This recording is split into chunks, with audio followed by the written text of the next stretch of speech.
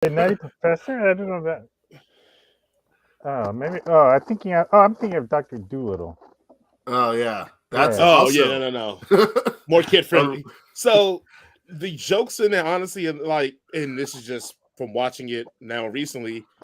The jokes don't feel like they're making fun of him because of he's fat. Like he's fat and he does things happen because he's fat, but like it never feels like it's like the joke is, haha, you're fat, except for the Dave Chappelle thing, but it oh has to yeah. pay off because of the Buddy Love part. So it's that. But most of the jokes are just like, oh, he's big, so he hit something. I'm fat. I knock over shit all the time. I completely understood. I was like, oh, he's living my life. it wasn't, it wasn't making fun of me. It's like, oh yeah, fat people knock shit over. Like it happens. I'm glad that you're so comfortable with yourself to admit that on Beyonce's internet. Yes, yeah. Hey, look, come on, look.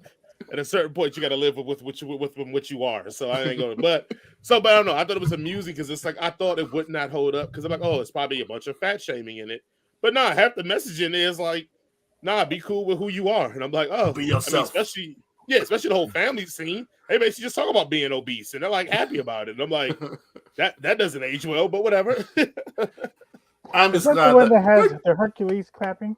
yes. Yeah. Hercules. Hercules. I'm glad Yeah. that finally died out because there was like at least a 2-year period where you couldn't go anywhere without someone going, Oh, Hercules. I didn't know it Yeah. died out. I still use it sometimes. You're like, I'm gonna But clean my that- colon right now. But that totally fits my brand. I'm always using old black people stuff. I have a question since we're talking about Nutty Professor and all that stuff. Sorry. Okay. Hey, Dean Winchester.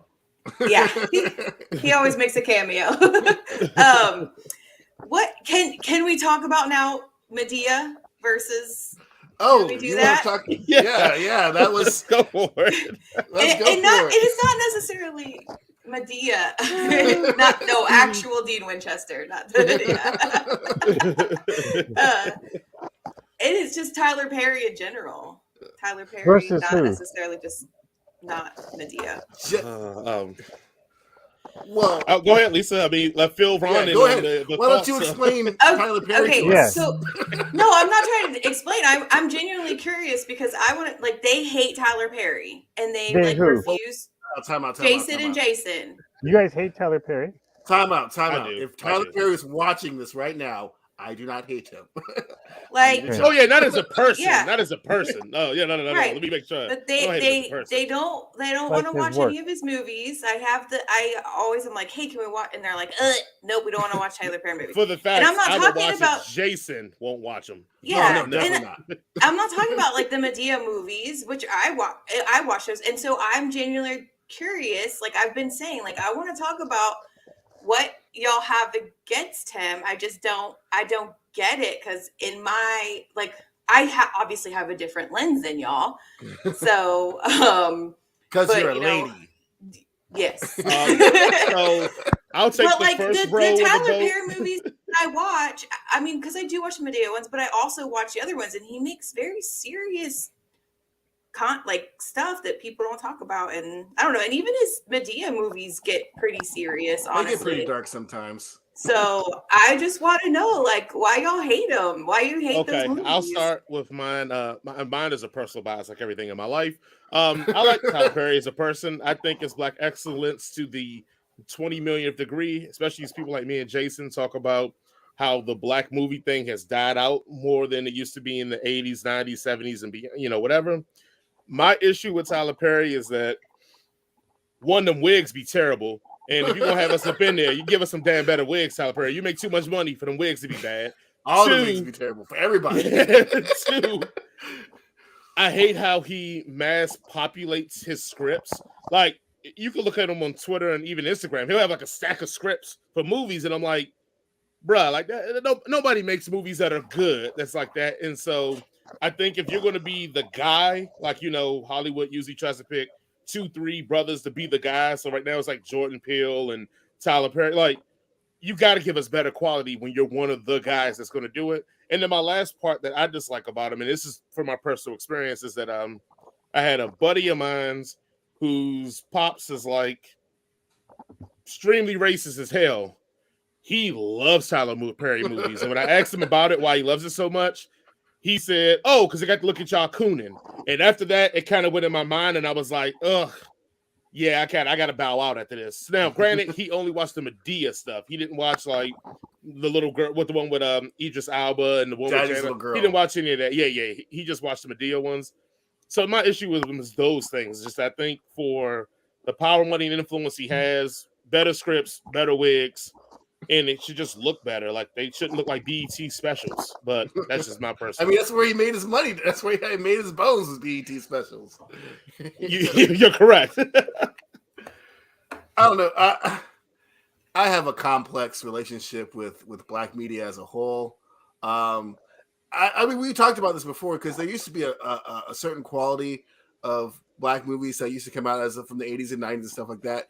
And it seemed like it all faded away when Tyler Perry came into his own. And all we really got, for the most part, as the wider audience, was his Medea movies, which, people love. I'm not going to knock it because, people love. Like, you guys love Avatar? Not for me. Medea movies? Not for me. Medea goes to jail? Why you got to throw a shot at Avatar, bro? Avatar had nothing to do with this. Like, it's on the other end of the spectrum of this. Because it's just these movies are super, super popular, and every time I see it, I'm like, I don't know why. A lot of times I feel like, firstly, there's the complex narrative of, in order for you to get famous in Hollywood as a black male, you got to put on a dress. And I don't feel like, and I know like Dave Chappelle, a lot of black actors have had like issues with that, either and their careers with that. And it's not funny to have a man wearing a dress. That's just people's lives. And like a lot of the jokes come from, it's Tyler Perry as a woman, and I don't really like that kind of aspect of it. But I would just like if you have that kind of like money and power, for you to branch out in your storytelling a little bit. Like, Tyler Perry could have great stories.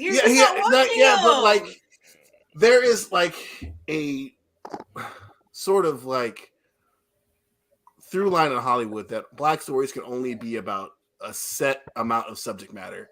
And when you get to the point where you can literally make whatever you want, like Tyler Perry can, and you're still kind of making these same sort of stories, that's kind of disappointing to me. And I'm like, and Tyler Perry isn't the kind of guy who just like, makes video movies. Like he's in Star Trek. He's in a lot of other or not bigger, but other Hollywood movies. Alex Cross, other genres. But like he only sits to serve us the same genre that we've always been having when he could be. And like that's just my personal opinion of it. He doesn't have to do anything he doesn't want to do, obviously. But like, if Tyler Perry made $1 billion, he could be making like black fantasy or black sci-fi or other things like that. And it's just kind of disappointing to me that at being a person who has the power to create literally whatever he wants, he hasn't branched out in that way. And that's just struggle. It's always like struggling in the ghetto. And Boondocks is a really pretty good parody of Tyler Perry movies where it's like the light-skinned guy who believes in Jesus. I'm gonna go save you, girl. Dark-skinned guy, abusive, dark-skinned guy. Probably Blair Underwood, more likely than not, is gonna play the dark-skinned role. And the light-skinned role is Common or somebody. Or Shamar Moore is gonna be the light-skinned guy. Just got out of jail, but he's changed his life for God. What are your thoughts, Ron? Because I know we are afraid. Yes, allow me to retort. So I'm not. So me personally, I'm not a fan of Tyler Perry movies, but I think the pushback, and it's not so much a pushback, but I think the counter argument I would give to you, Jason, is a few things. One, if you go back and you look at the movies of the 70s, the black exploitation movies, a lot of those movies that were created by black filmmakers were movies of the time that kind of fit a particular genre that black people at the time were getting into, that you could look at today and say kind of fit a quote unquote negative stereotype, and so that's not anything new. Like Tyler Perry didn't invent that. Yeah, he didn't invent that. Right. So two, I think I think it's unfortunate for black filmmakers because I think in every genre you have white filmmakers who are making movies that kind of appeal to a lower brow form of white characters. They're not going to get the kind of scrutiny that black filmmakers would for obvious reasons. But I think Tyler Perry knows how to make the kind of movies he knows how to make, and he's not trying to make or write movie that he's not equipped to make, and I think he owns that. And those movies have empowered him to be the first black person to create his own studio. And I think through that studio, he's doing some of the things that sounds like you wish he would do in front of the camera, that he's empowering black filmmakers to do, behind the camera and below the line. And so I think while there is a fair critique of the kind of stories he tells and the kind of stereotypes that they portray, there's enough black people who relate to those stories and they know characters like that, and it has empowered him to create and do something that does empower other black people. And more importantly, he was able to really help the prince and princess of Yes, England. Wales. Yeah. Of Wales, right. Yeah. Harry and Meghan. Meghan, right? Harry and Meghan. Yes, He was able to help Meghan. Harry and Meghan, and for no other Yes. reason. Okay, yeah, we rock. That is his purpose on earth. Yeah. All right, And then he just gave them a place to live. And they were That happy was to a joke. go. That was a joke. Look, But the all other right. stuff is for real. But I Time feel out. you. The Like, Sussexes weren't ever going to be homeless. Let's just get that out the way. They weren't going to Also, be I mean, in LA living in a box. I'm gonna have to keep it a bean on that whole thing. Like, look, I ride for everybody black. I'm always like, even when Herschel Walker couldn't speak, I was like, everybody. I'm not going to support Yeah. you, but I'm gonna be like, look, Everybody. yeah. Even we got Few Blittler, black folk I Kanye can West see. running around. I would never not invite him to the cookout. It's just a crazy uncle that gonna be on the side. But Meghan Markle wasn't rocking with us. And she's not rocking with us until Oh, them yeah. people asked them jokers was racist. And she was like, oh, because I'm black. And we're like, yeah, the princess, she ain't caring about us. When she I was think suits, she- she wasn't out here repping. She wasn't out here with the black fist and suits. She was just like, can I pass? But like, I think also, nah, Meghan man, I actually, ain't like, doing it. I think Megan actually is eloquent in saying I didn't have to deal with that kind of stuff growing up because people always perceived me as white until I was not white, and then I was like, oh shit. I think she has. Oh no, I'm not blaming her for this. I'm saying like us as a culture. Oh yeah, we weren't swallowed fucking and with ran her. to her and protected her, and I'm like, she ain't need no protection. She all right, like she She good. married a prince. She's Right, going to right. be fine. Doing Can okay. you imagine any other Disney princess be like, "Hey, look here, man, I need protection from going up to be royalty, guys." Please, like, no, we'd be like, You good? You got this? right. Clearly, you never saw Cinderella too, because she did Oh, need God, have not. protection from Oh, yeah, I have the not royal seen Cinderella. family. Any direct-to-video Disney sequel is non-existent in my lives unless it's Return to Jafar. That's the rule. Oh. What about Atlanta and the 40 Thieves, man? That was a good one too. Oh, you mean the one where he meets his father? That's a deadbeat. Yeah. It's Where you been, Dad?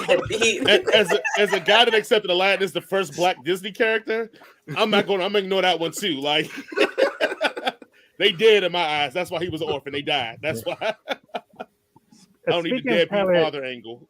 Speaking of Tyler Perry, did you all watch? Do you all watch Atlanta? Yes. Oh yeah. I saw that did you- episode. Yes. Did you see that the work ethic episode? Yes. That was so good. Yeah. for those watching, He there was kinda- that was an Yeah, episode where V and her daughter go to studio, and it's a Tyler Perry-esque studio, and the Tyler Perry metaphor is speaking from speakers, and he's directing everything like God, Oh my god! and it almost has like a weird Twilight Zone-ish Mhm. ending when he meets the Tyler Perry character. When she meets the Tyler Perry character. But yeah, anyway. I don't want to take this It's off like topic. no. That's funny. That's because I thought the same thing. It had a weird, especially when he leaves. It's like she'll be back or something like that. Like very ominous as they Right. leave out. And also, know what I thought about it related to what was the really bad Matrix? The second one, where like The really Anyone bad. after the first Fourth one, literally anyone after the first one. Yeah. I don't God. include the fourth Lisa one. and I I totally don't agree include on the that one. fourth one. Ugh. I have a list of movies that don't exist. The fourth Matrix, Rocky V, Crystal Skull. Like I have a list of them. Yeah. Like if you bring them up in conversation, which I'm gonna be one's like, I have Rocky no idea what V? you're talking about. Star Trek That's the one 5 where he has fights seen that as well. Tommy Gunn. Yeah, that's where I don't he know if fights. I've seen that one. He basically Good for you, beats up 'cause it an doesn't old homeless exist. white guy. Yeah. It doesn't exist. So I put that in there. But remember the part where he gets, I guess, whatever the white dude that had the screens. I thought about that with the Tyler Perry episode. It was like, oh, because he was like running it and had the screens in the background. Oh, and right. was Yeah. so. Jared. Oh, hey, no matter. Oh wow. Look, Jaron, don't be hating on us, man. Don't be telling me, look here, man. look. Firstly, Jared, you're Irish. I don't even understand why you rocked with any of the Royals in the first place. I mean, That's true. That was a long time ago. I think that they've moved on. No, no. They're not salty about it at all. Like ever. Like Jaron still gets mad if we say an Irish car bomb for a drink. He gets pissed. Yeah, why is I that funny? wonder why. Yeah, like that happened to him, Yeah. and people like him. Yeah. Oh, I understand, but yeah, he has not let it go. He's taking this to the grave with him. His kids will carry this cross as he goes on. Well, any other? I had a list of things that to talk about. For Yeah, let's talk pre-show, about the but stuff that you were advertising to the whole world that we were going to talk about. yes. Where would we like to start? Oh, let's start with Lisa hates aliens, and we'll start there. What? What? Lord Jesus, help me. You hate So aliens? last time you were on, Ron, I hadn't seen it. So the guys were like, let's do retro reviews and we'll watch it and we'll talk about it. And yeah, I just think it's just not for me. It's just Yeah. So here's That the was thing. so diplomatic. It's because like you don't like horror or thriller, you don't like good movies. Like, what is it about it? No, like I mean, honestly, it doesn't make sense because I usually like love movies like that, and like I Okay. love badass female leads, and I love like sci-fi. I love all that stuff. Okay. So I was really bored. It took me 3 days to watch Alien, the first one. 3 days. Are you talking about Alien or Aliens? Both the of first. them. Yeah, both of them. Aliens. You were aliens bored. You were bored watching Aliens. No, not Aliens. I was bored watching Okay. Alien, I can the see first that. one. I can see that. I mean, I can see that. I mean, So my husband just had to forward. keep saying, it's okay. It really picks up. It's okay. It's really good to pick up. And then we're like an hour in. I'm like, I need to like take a snack break or something because this is just... But what was about Aliens that you didn't like? Oh God, can you guys remember?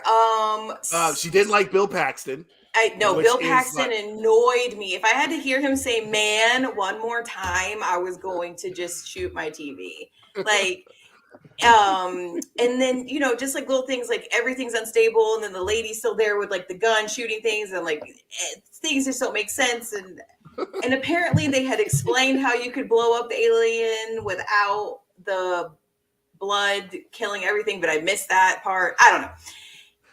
There's a point where they blow up an alien and Like where they like do something. There was a point where like they the blood flames throw the alien because Yes. they say the flames neutralize the. But Yeah. blowing him up. I didn't think that was believable. I just thought that was dude. easy cop out. I don't know, just little things. And yeah, I just said I think it's just one of those I just had to be there. But like None of us. I mean, me and Jason are under 40, so neither of us. Okay, no. were there. I'm thinking I was if there. if I would have watched it as a teenager, I think I would have enjoyed it because movies Game like Over that Man didn't is right. exist. Karen got it. So, and like you didn't have a lot of female leads and all that stuff. So I think if I would have watched as a teenager, I would have ate that shit up and I've been like sticking with it. But now I'm just like, I mean, There's. one of the problems when you're debating movies is it's so subjective. I mean, I think this is. I think you could argue that your analysis of it is completely wrong. And it is there are few movies, Lisa, that are empirically amazing. This is one of them. And I watched it again like some 30 plus years later. I think it holds up. Like it's still exciting. The jokes are still funny. It's got to be one of the most quotable movies ever. Game over, man. Why don't you put her in charge? High affirmative. and of course, the people involved, like get away from her. I mean, you could just go. Get away from her, you bitch. But I think beyond that, you have, and the extended version they get into this more. But you have like the story side of Newt and Ripley, and the bond that they form.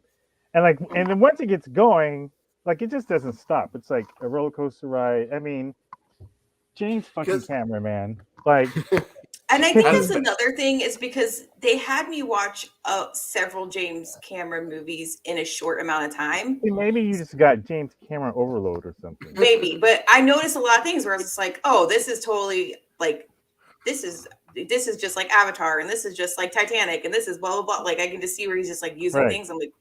He just reuses the same old stuff over and over. But all those movies came after Aliens. So. Yeah, like Aliens. They were reusing it in those movies, not in this one. But it holds up, like visually, it holds up. Yeah, I mean, really, really does. And even I thought the alien looked great, and the shots were beautiful and everything. I was just bored out my mind. You were bored watching Aliens. Yes. No, Alien, the first one. Oh, sorry. The first one. Yeah. I'm sorry. The second one, I was not bored. I just didn't. You didn't like it. It annoyed me that they didn't listen to her. Like, hated it. There's one thing I know. Like it. They lie. No, I didn't say that. I feel like you gave it like a 2 or 1.5. Like I feel like it was a very low score. I feel like I did. Yeah, that's probably. I probably gave it like 2.5. Yeah, out of 5. Out of 5. Yeah. I don't see it. Who do you think has the better badass turn? Ash from The Evil Dead or Ellen in Aliens? Like who becomes more of a badass from where they started to where they ended? Ellen in Aliens? Ripley. Oh, Ripley. Oh, okay. Yeah. Ellen Ripley. Yeah. I don't know. I mean, Ash is, I never saw Evil Dead, so I can't say. I don't do horror. Really? No, you're not really missing that much. It's fine. Oh man, I just Ash tried to is reach really that become a knife in the badass back of until- my back there. Oh, Ash reach is really it, become a at least badass it's until there. Army of Darkness. I don't think. I've seen You don't think he's, I've seen every Evil Dead. It's okay. Like Evil Dead 1 is throwaway. no, Honestly. it's not. It's Oh. better than the second one. You're crazy. No, the second one gets the tone right. And the first one is it's not. Just next. Let's just talk about something else. Yeah. I know we're gonna have to watch that stupid y'all are gonna make me watch that other one, and we'll just talk about it when y'all make me watch that stupid movie coming up. I think if you saw Alien in the theater, the first one, Alien in the theater, you would be more entertained. Because I saw that when a re-release on IMAX, and I'd always seen it on TV because I was a child when it was on HBO. But I saw it again in the re-release on IMAX, and I was like amazed. You said Alien or Aliens? Alien. Oh, Aliens has always been good. It doesn't need to be re-released in IMAX. It's just awesome.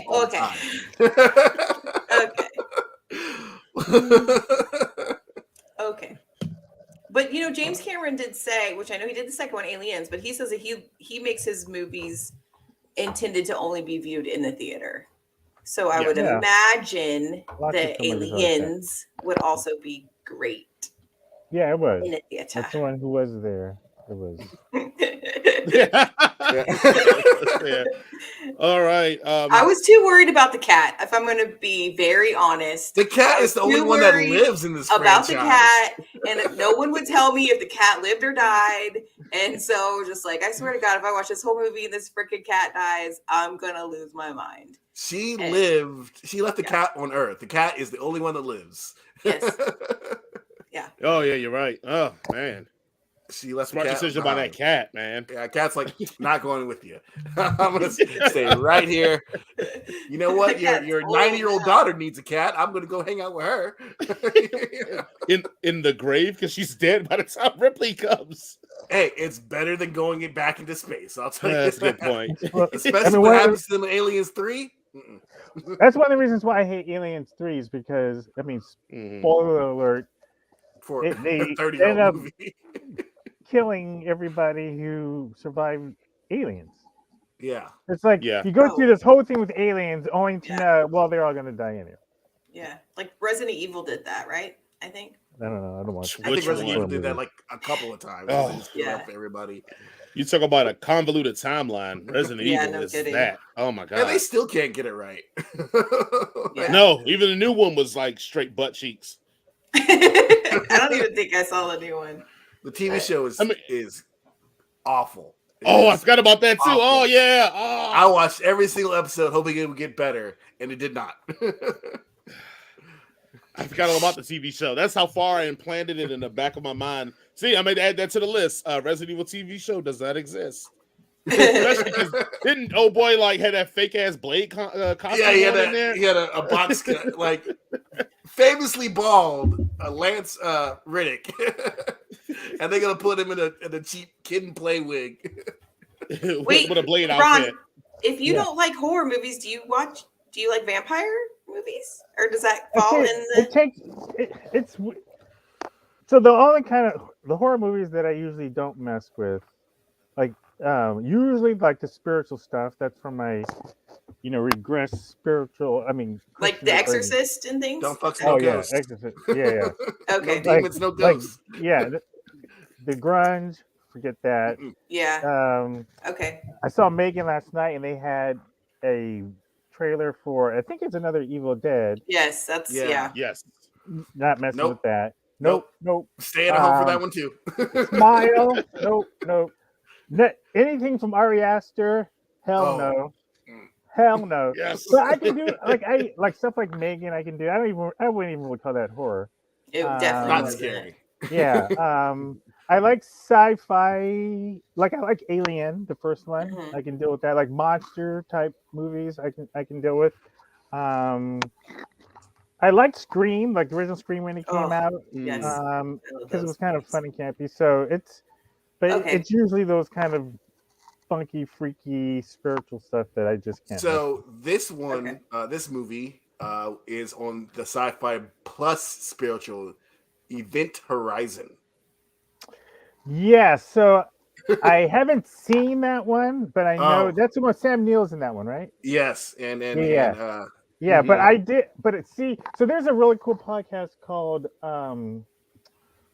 what's it called? It's called Spoiled, or here, let me look it up real quick. It's called oh no, that's not it. The Frank. Damn it! Don't you hate it when you want to look something up and the thing Ruined. It's called Ruined. Ah. Have you heard that podcast? Mm-mm. This is No, a fun podcast. It's with Allison Levy. These are two comedians. So the premise is the two co-hosts. One's a comedian.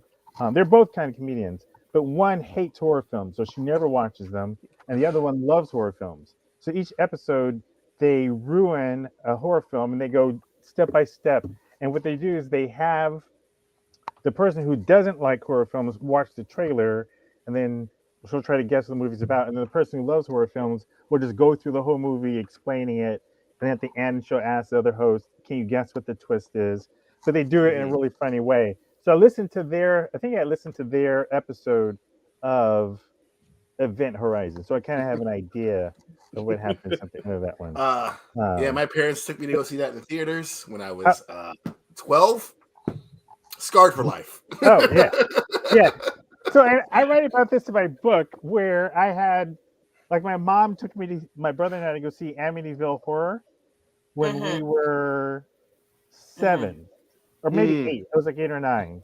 Same thing. It's like, how do you take? I had this theory that because she was a single mom, like maybe she can find a a babysitter or something. Babysitter. Yeah. But there's something about black mamas taking their kids to inappropriate movies when they're too Yes. young. Yes. Like, Especially that nowadays, you can take your kid, give them a tablet. They'll never look up at the screen. They'll be Right. fine, whatever. right. But back then, it's like we're watching that movie with Yeah. you.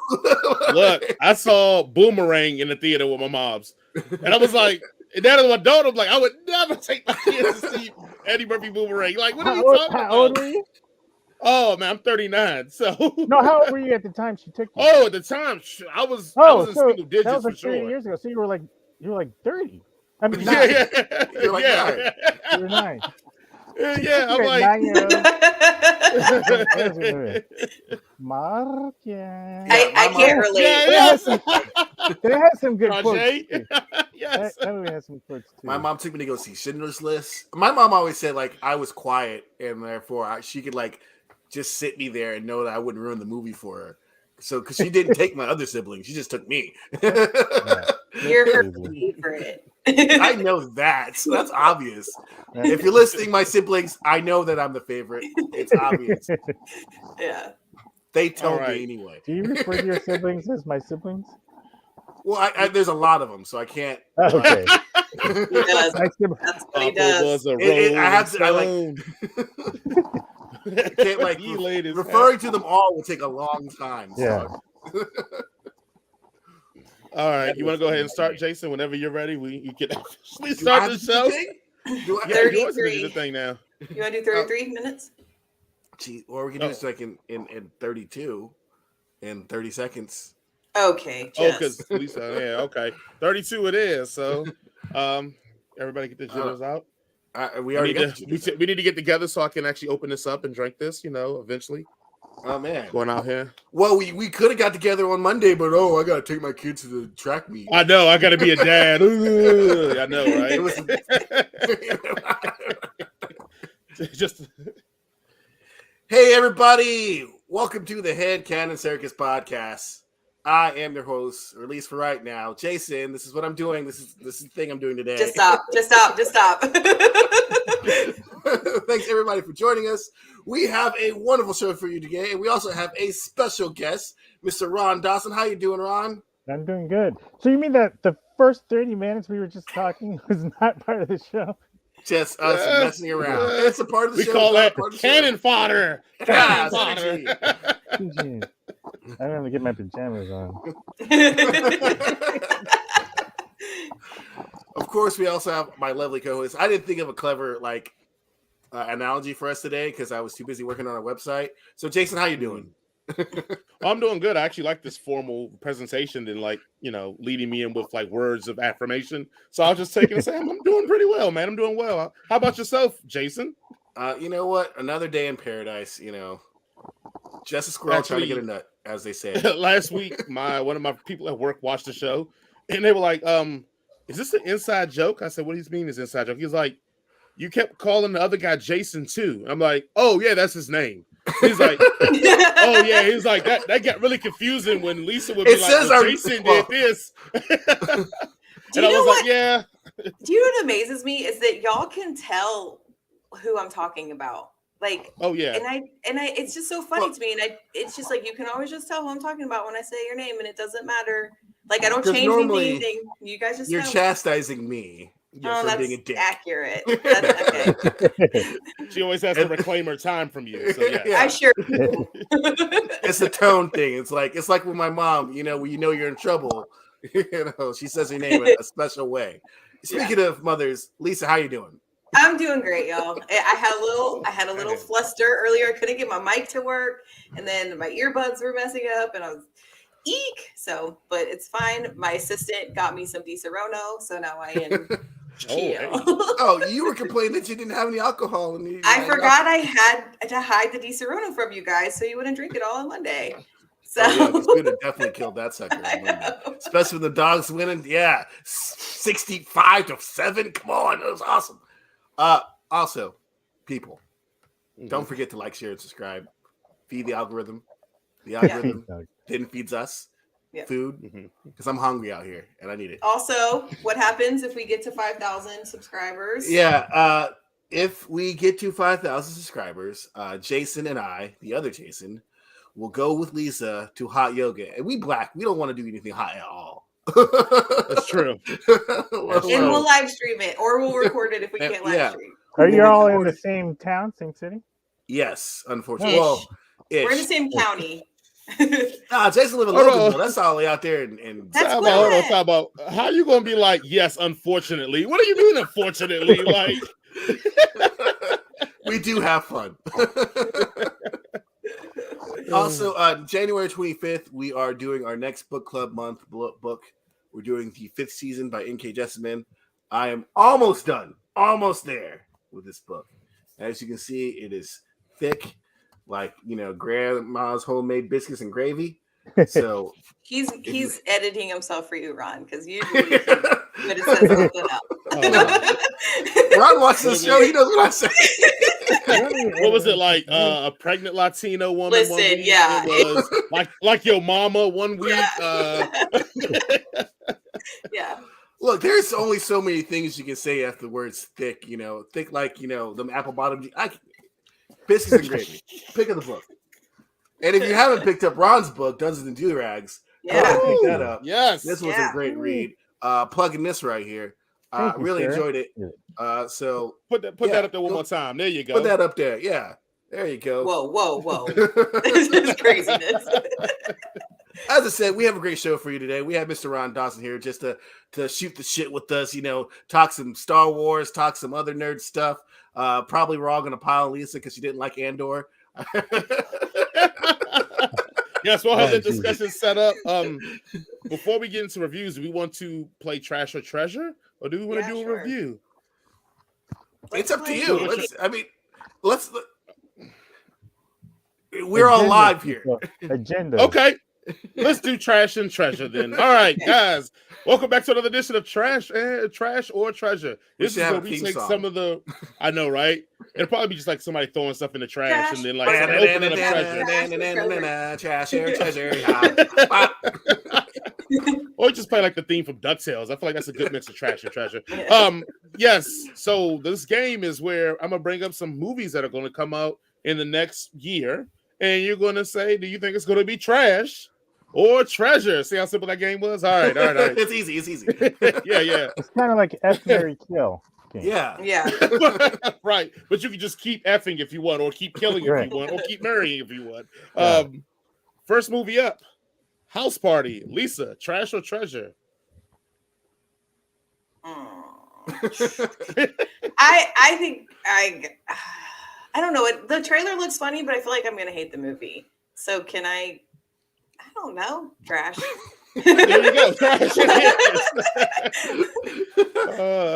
Jason, trash or treasure? House Party. It's giving me Space Jam 2 vibes, so it's gonna be trash. All right, Ron. Trash. House Party. Trash. He did a pause. I like that. I kind of feel like Lisa was. Remember the Sorting Hat when it was trying to decide where to put Harry Potter? That was Lisa. And then where it was deciding to put Draco Malfoy. You just had so like a Harry Potter. Yeah, this guy's an evil prick, Slytherin. Yeah, right. How do you even get on his head? Slytherin. I can just feel the fascism. Right. Which you guys are correct. That makes Harry a little suspect that he could have. Oh no, Harry become a cop. He's totally a fascist. Oh yeah. Facts. Just busting all the elves for no reason, just to be right. Anyway, Magic Mike's Last Dance. Lisa, trash or treasure? Trash. Well, that's what started with you, because I figured you'd be the only one may give it a treasure. Trash. Jason, trash or treasure? I have not seen one Magic Mike movie, even though I love Channing Tatum. Yeah, trash. Mm-hmm. All right, Ron, trash. Watch it be the highest grossing movie of this year. Anyway, that's beat Avatar 2 by like out the water. I like what you did that out the water. Yeah, good there. All right, Ant-Man and the Wasp, Quantumania. Lisa, trash or treasure? Why are you even pausing? Treasure. I don't understand. Why was there a pause? Oh, Ron No, would be the worst person I love on Family Ant-Man. Feud. Ant-Man. I love Ant-Man. I love Ant-Man. It's 100% treasure. I guess Ron about is you the saying on worst Family contestant Feud, on Family Feud. What are you waiting? or if someone's You got like straight. gives a very stupid answer, like Ron's like, "What are you thinking? That's not in the closet." Jason, Quantumania. Anything with Jonathan Major in it is going to be great. Treasure. Oh, there you go. Ron, Quantumania. Treasure. I'm Treasure. I'm hoping it looks like it has the potential to bring some life back to the MCU because it needs it desperately. Yeah. All Desperately. right. This one's going to Maybe be very that divisive. combined with Bob Iger coming back will help. Oh yeah, my favorite. Yeah, Bob that's Iger. true. This one may be a little divisive. Trash or Treasure? Knock at the Cabin. Jason. Oh yeah. M. Night Shyamalan. I'm sorry, that's not. Yeah. Sure. 50-50. Treasure. It's got Dave Bautista in it. There you go. Ron, Knock at the Yeah. Cabin. Trash or Treasure? This is one where I'm going to have to invoke Lisa here. This is a hard one. I actually haven't seen his lowest. I know he's kind of like he's back on an uptick. Ish. Uptick-ish. I don't know. Is it an I feel uptick like- when I feel like you the lower your districts polar expectations to meet him? What'd you say? I said, is it really an uptick when like you lower your expectations to meet him there? Right. If you pull yourself I down. think I'm gonna say trash. Okay. Fair enough. Lisa. Yeah. Knock at the Okay. Cabin. I'm torn with it, but I don't know. It's That's rated enough. R, so I'm optimistic that it's gonna be Treasure because it's rated R. So that's what I'm. When hoping you when you go into it in my movie, you're just flipping a coin because it's 50-50 whether it's good or bad. It could be the best movie or it could be like utterly garbage, and you won't know until you get there. You literally can go into the M. Night movie and like the characters could be on a coin, and that's the whole twist. So that could be true. It's been a coin the entire time. How does this group feel about Unbreakable? I love I love Unbreakable. That's Yeah. probably his best movie. That's wrong. That's wrong. Obviously, it's The Last Airbender is his best movie. Guys. Yes. That's objective. I'm just giving you a hard time, Lisa. Oh, yes, I know. Okay, It's good, fine. right. Yeah, I got tough skin. I'm with these jokers all the time. Okay, good. I feel like this is my second time on the show. I feel like I don't want to. No, you're good. You're good. That means you just It feeling makes like you it's feel- home. That's all. That's a good feeling. We like that. Yeah. No, but I have no qualms with saying that is his best. I think it's like one of the best comic book movies I think out there. If you think about comic book movies, and it's definitely like for me that one and his first are my two favorite. Unbreakable. And I think Unbreakable's rated R. I think. Oh yeah, I would Yeah. assume. Yeah. So Anyway. I think you started seeing faults when Signs came out. Even though I still like Signs, you started seeing, there's some cracks here. It's going down. Also, like I hate to say that the other movies take the shine of Unbreakable when you realize the guy's weakness is water. Anyway, I mean his weakness is water and Unbreakable. they did that in The Wizard of Oz, so they can do it in that movie too. That's a good point. That's a good point. Also, Jason, you did say The Wiz is the greatest musical of all time. If she is damaged by water, why was she sitting on a toilet? Why not? She had to. Perfect. So Dorothy was invading her private time. Got it. Look, let's not put logic in The Wizard of Oz, all right? Next one, Trash or Treasure, Cocaine Bear, Ron. Oh, Treasure. That looks crazy funny. It looks totally stupid, but it looks like a ton of fun. Lisa, Trash or Treasure, Cocaine Bear, based off a true story. Stop. That's based off a true story. Stop. Yes, it's based off a true story. Yes. Wow. That makes you treasure it even more. Yep, that makes it a treasure right there. I did it. Yeah. I've been wavering on this, and my daughter went to see Megan with me last night, so she saw the Cocaine Bear trailer, and she's just like, "That movie looks like it's gonna be so good." How old is your daughter, Lisa? She's 14. Okay. So I was just like, well, the guys are gonna make me watch it. So Most likely. yeah. Yes. Jason, Trash or Treasure, Cocaine Bear. Now, have you ever seen Cocaine Bear on cocaine? What? I'm pretty sure a lot of people will be doing that. It'll be the most glorious experience ever. Only if it was an Someone's IMAX gonna- in 3D will make it better. Someone's gonna die. Someone's gonna die. Treasure. All right. I feel like this is a clean sweep, but I'll ask. Creed 3, Lisa, Trash or Treasure? I haven't seen the trailer for it, honestly. So I know. So I can't say. Jonathan I mean, Major's in it. I like what's his name? Can someone give me names? Because I'm bad Michael at B. names. Jordan. Yes, Michael B. I like Jordan. him a lot. So Treasure. Okay. We're gonna just skip you, Jason, because we know Jonathan Majors in it is going to be a treasure. So we'll move Yeah. on. Ron, Creed 3, Trash or Treasure? Yeah, I'm gonna say treasure on that one. Oh, pause. This is the one where the guy comes back from his From from prison, prison. Yeah. Oh yeah. Treasure. I stand by my statement. Okay. Yeah, yeah. My assistant was yelling at me from the other room. I really hope Jonathan Majors beats him.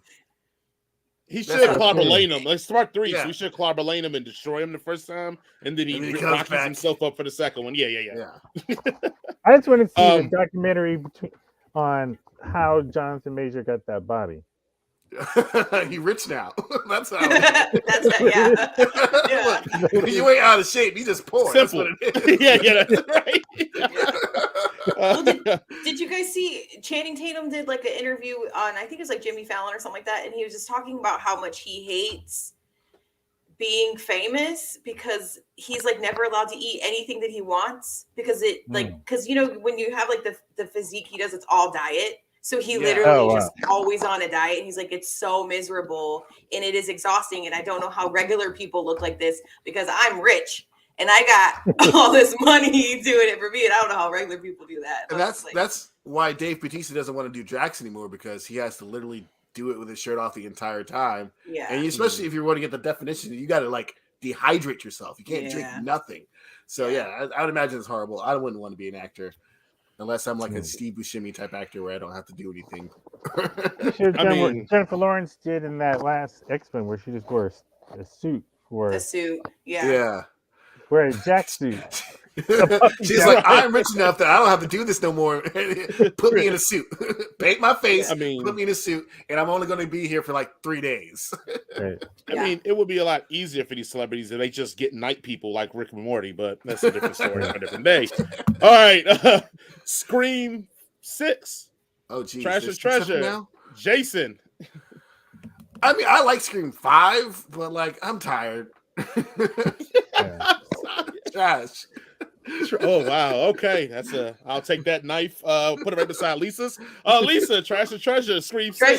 Treasure all day long. I love the Scream movies. Absolutely. Your treasure. All right. Ron, Scream 6, Trash or I Treasure. think about growing the Scream movies. I'm gonna trash that one. How many times Oh, is going to be your boyfriend that's killing all these people? Like, stop Right. dating Yeah. people. It's like in the this Fast gay and Furious. universe. As long as people keep going, they're gonna keep making them. So you know, family. Talk If about I was any toxic person in the relationship. Scream universe, I'm like, it's your boyfriend, man. Look at him. You know, it's, And one of it's these other legitimately- jokers. It's legitimately so much the boyfriend that even all the characters in the movie are like, yeah, it's usually the boyfriend.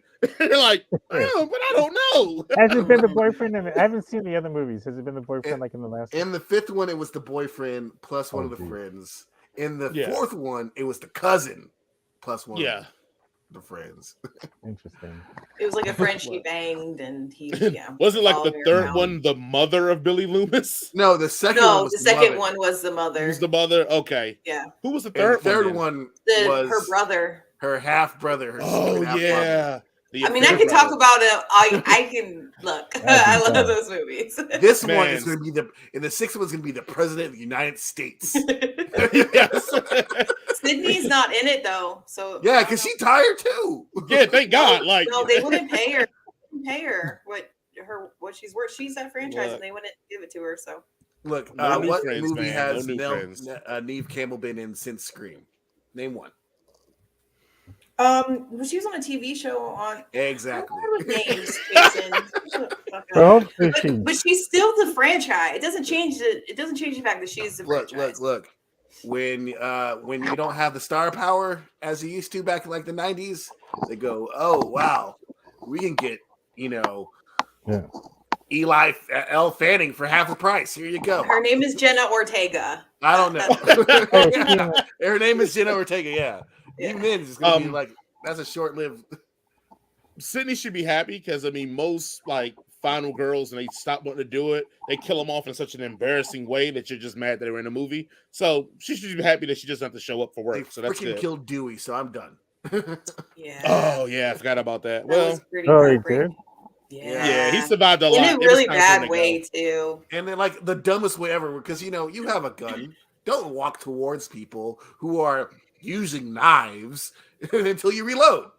Yeah. Well, see, the problem was like Dewey was confused because he was a former cop and that thing had a white face. He wasn't like, I quite don't know sure if he should shoot him or not. So what's the White next one? means friendly. I gotta make sure this one's. Look, they're gonna start thinking about anti-cop here. We gotta start doing some nice things for the cops around here now. No, they're gonna start pretty pulling us anti-cop. over. They're gonna pull us over now for no reason now. Hey, you're the I guys watched with the the show, internet buddy. taking all those jokes. You don't got no jokes Right. now, do you? Step outside the car, sir. Trash or Treasure, the new Shazam. Lisa. Oh, Treasure. Mm. That's, yeah. Hell yeah. Ron. Trash Go or for it. Treasure, the new Oh. Shazam. Trash. Yes. Oh, Jason, the new Shazam. I want to say it's Treasure because I saw Zachary Levi at Dragon Con. He just seems like a delightful person. Mm-hmm. But who cares about Shazam? No one cares about Shazam. Like Shazam doesn't I even do. care. The Rock don't care about Shazam. He was like, I'm gonna make a Shazam character, and we ain't not gonna even put Shazam in it. Like, Have get you out all of here. have you all seen the Supreme Dream skit where they do the DC Studios? Yes. Oh I my just God, watched that it. was so funny. That was so funny. I have to That watch was it. I Keep haven't making seen these it yet. movies. Oh God. So funny. All right. John Wick 4. Jason, Trash or Treasure? Treasure. Freaking Keanu Reeves is a treasure. He Yes. could be eating a sandwich on a bench, and that's the movie, and I'm like, I'm here. Yeah, you know why it's a movie? Because he's eating a sandwich on a bench, and then there's a homeless person, and he's giving them that sandwich. And he's giving him And so half the you're just sandwich, like, and that's the movie. And I'm Give like, that man an Academy Award and like the humanitarian award and everything. yeah. Oh man. Rod, Trash or Treasure? John Wick 4. Oh, yeah, I'm definitely treasuring that. That was good. And I'm assuming Lisa, you're in treasure mode as yeah. well. Yeah, Has definitely. Keanu Reeves gotten the most out of a career where the acting has been Oh, he's a terrible mean, actor. That's what I'm saying. Like he's Okay. gotten the most Yeah. out of his career. He is not a terrible He's not actor. terrible. He just doesn't have But- a lot of range. Yeah. I mean, Okay. I like that. look, He's I good at like what he does, and he in Bram Stoker's makes fun of Dracula, doing you it. can really tell that he was giving his all, and he was just like It was bad. falling short. But he was Yeah. giving everything he got. That's the range. In his issue. defense, he did have a lot of great actors around him in that movie too. So it was easier for him to stand out like a sore thumb when he had all timers. Like Gary Oldman. Was Yeah, it Winona Gary- Ryder was in that, right? Yeah. Yeah. Technically, Gary they're Oldman. married in Romania or something like that. Mhm. Or that's the story. Oh, well, that's weird. Okay. Trash or Treasure, Dungeons and Dragons, Honor Among Thieves. Ron. This is going to sound weird coming from me, but I gotta say, trash. It does not. Wow. I'm just honestly, it's like I don't know why they can't make a really good Dungeons and Dragons movie. This does not look like it's going to be a good dungeon. When you think about the breadth of material you have to work with, like I could, like a movie based around Lolth as the main villain would be so. I mean, for any Dungeons and Dragons nerds out there, you know who I'm talking about. Yeah, Demon- those The demon The goddess of watch our spiders. show now. Okay, yeah, right. I just feel like the thousands of campaigns out there, campaign manuals and books.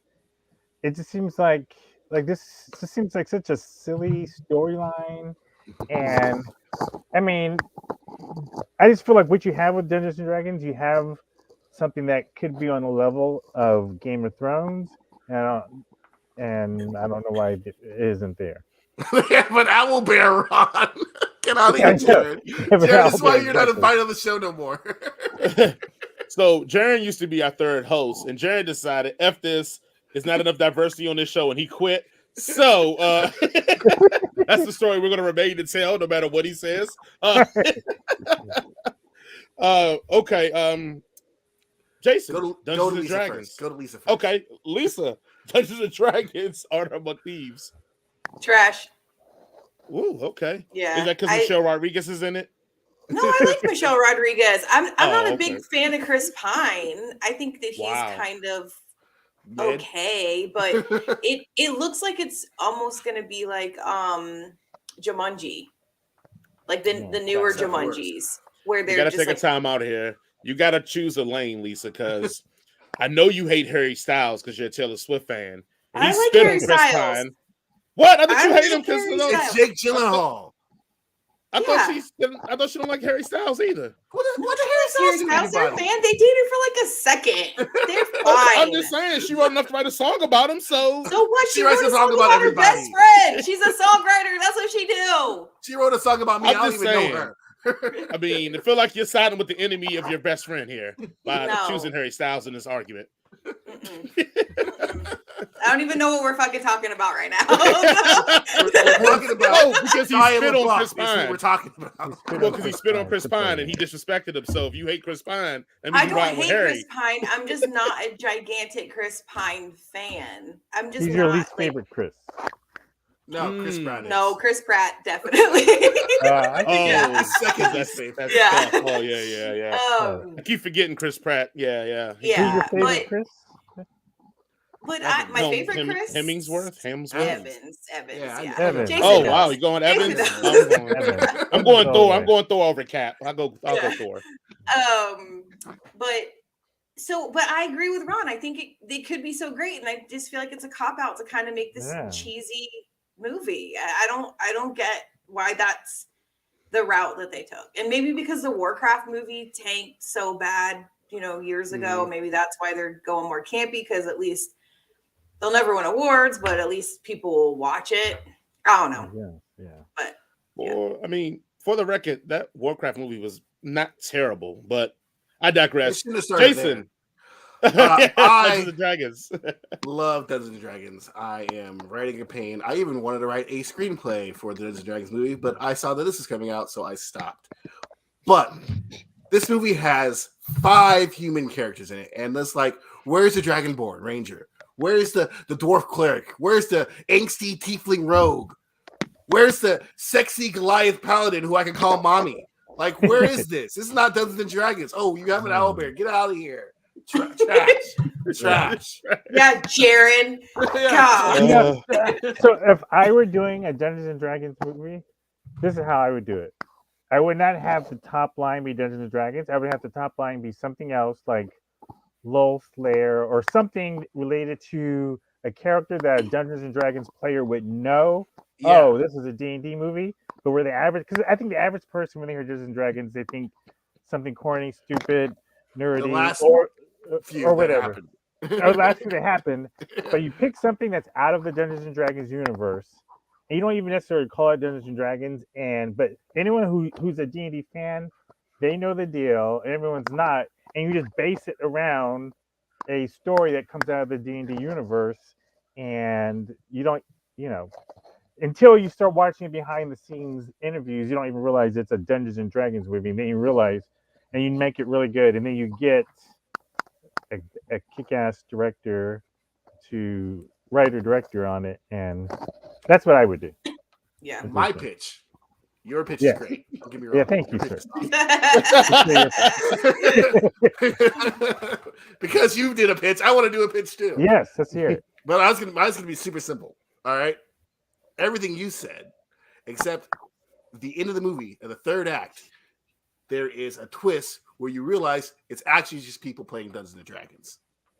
The only problem I have with that is it just feels a little too like that's been done before, or like too contrived, versus just taking something out of It depends on how you would do it. I think it depends So on how you the do it. main Because of like the issue Lego of this, movie. like the Yeah, Lego movie, but the main issue of the story would be two characters not getting along in the Mhm. Dungeons and Dragons movie because their players are going through a Sure. relationship breakup or they're not getting along for some reason, and that's also the crux. It ties back to the story itself because the Sure. players themselves aren't getting along.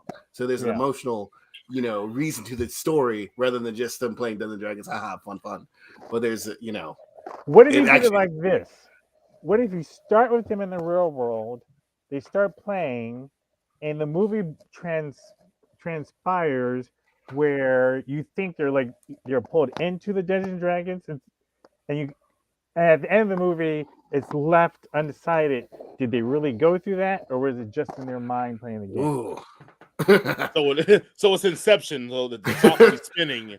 It will cut Maybe. off. Yeah, So, Anyway. Wizards of the Coast, if you're listening, we got some ideas for you. that's right. All right, touche. All right. My last one here for you guys. Probably going to be the hottest movie of the year. So, Trash or Treasure, Winnie the Pooh, Blood and Honey. that a real movie? Jason, yes, it's really a movie. That's a So real for those movie. that don't know, Winnie the Pooh has gone into the public domain now. So anybody can use the character to do anything they want now. And one person has grabbed it to make a horror movie out of it, where he's hunting Christopher Robin and Christopher Robin's new friends because he left them back in whatever fantasy universe. The trailer's online. Check it out. Jason. No, that's gonna be Okay. that's gonna be god awful garbage. Oh my god, poor! Don't do that. Boy. He's a sweet, kind, gentle soul. All right, he's a good person. Hey, Still a little abandonment will bear. change. Abandonment changes a man. Lisa, Trash or Treasure. No, Winnie the Pooh is greedy. He's a horrible friend. He's simple. He's a horrible friend. He mistreats Piglet, and he's rude to Rabbit. Winnie the Pooh is not rude F to Winnie the Brad. He's a Pooh. good person. No, I love shit like this. Yeah, I'm gonna watch it and I'm gonna love it. Treasure. All right, Ron, Trash or Treasure, Winnie the Pooh, Blood and Honey. I'm probably gonna, just from the little animation I can see hovering over the video thumbnail, I'm gonna trash it. It look like Winnie the Pooh. Nice. Well, that is our game of Trash or Treasure. That's all I Right. have here. Jason, back to you for, I guess, reviews. Are we doing reviews? Okay, we can do a review. If you want to, I mean, we can do All whatever right. you want. I don't care. I'm having a great time. Megan is a marvel of artificial intelligence, a lifelike doll that's programmed to be a child's greatest companion and a parent's greatest ally. Designed by Gemma, a brilliant roboticist, Megan can listen, watch, and learn as it plays the role of friend and teacher, playmate, and protector. When Gemma becomes the unexpected caretaker for her 8-year-old niece, she decides to give the girl and Megan prototype, a decision that leads to unimaginable consequences. If you don't know, now you know. We do our one-sentence review for everything we review. So let's kick it off with a one-sentence review. Ladies first, Lisa. Megan, what the F did I just watch? Jason, you got one? Yes, my one sentence review for Megan is she got them killer moves like Jagger. Ron, I don't know if you have a one-sentence review or if you want to create one off the top of your head. I have to create one off the top of my head. Megan. That's it. I feel That's like about that does how sum it I up. felt. Yeah. Best sentence ever.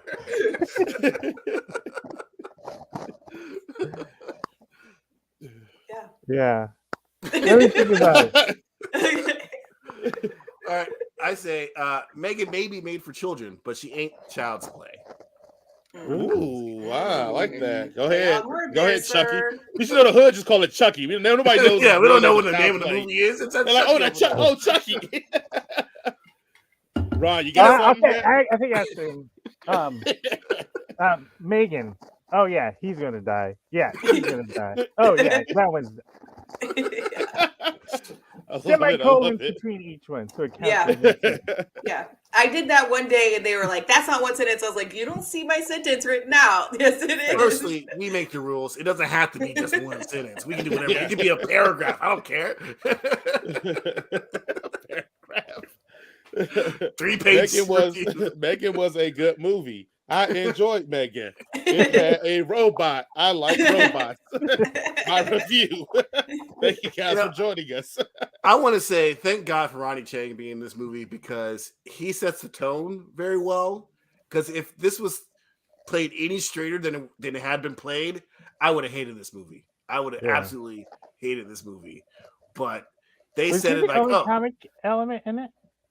Well, Megan's kind of a comic element. Yeah, Megan's kind of a comic. But Ronnie Chang just really is like hamming it up and just doing his Ronnie Chang thing and like not being very good at like delivering lines. I would say acting. But because he's a famous comedian or a famous-ish comedian, you're like, okay, now I know what we're getting here. And like, this could have been, I mean, the characters in here are god awful. Like, the parents deserve to die. I'm sorry, they deserve to die. The kids just the meanest little shit you've ever seen. Her aunt is a moron. Like you are a roboticist and you have a robot at your house that would probably be like, I don't know, like make you a millionaire, and you're worried about making toys. I don't know, man. You know, maybe it's not your thing. I don't know. It's just like everybody in this is so unlikable except for Megan. Right. That you're like, I wish all these people would just hurry up and die already. Like, and the one thing, like, I got a lot of siblings, right? I got like 80 of them. And like, if one of them died, I'd be upset. Like, yes, at least at some point, I would be upset. I would shed some tears for my. I wouldn't be like, oh shit, I got to go to work this weekend. Oh, now I got to take care of a child. Oh shit. Obviously, she's close to her sister because she was left her child in her care. Yeah. And she only got like a week off. She only took a week off to like go to the funeral and take custody of her child. Like, I was like, and not once did she like seem to have like a genuine human emotion where she's like, oh no, my sister died, like who I was close to, or maybe not close to, I don't know. Either way, close enough that they left a child in my care. Like, I was hoping that she would get murdered by Megan in the end. But I mean, spoiler alert, she didn't. Go ahead, Jason. No. So like, because you said it, and I wanted because it's fresh on my mind. Because I remember leaving the theater and being like, "Hold on, was like Megan supposed to be the bad guy?" They did a lot of things to make her sympathetic. Like it was like, oh yeah, the dog that basically assaulted Megan, she killed. The neighbor that was like an a-hole, she killed. The idiot boss that was a jerk. She killed like everybody that was like terrible human beings. She was like, "Yeah, I'm taking you out," and I was like, "Hold on." At what point am I supposed to feel bad for like this all being a killer? because this whole movie, I'm watching this, and Megan is like taking out all the people that I think are bad human beings. Like,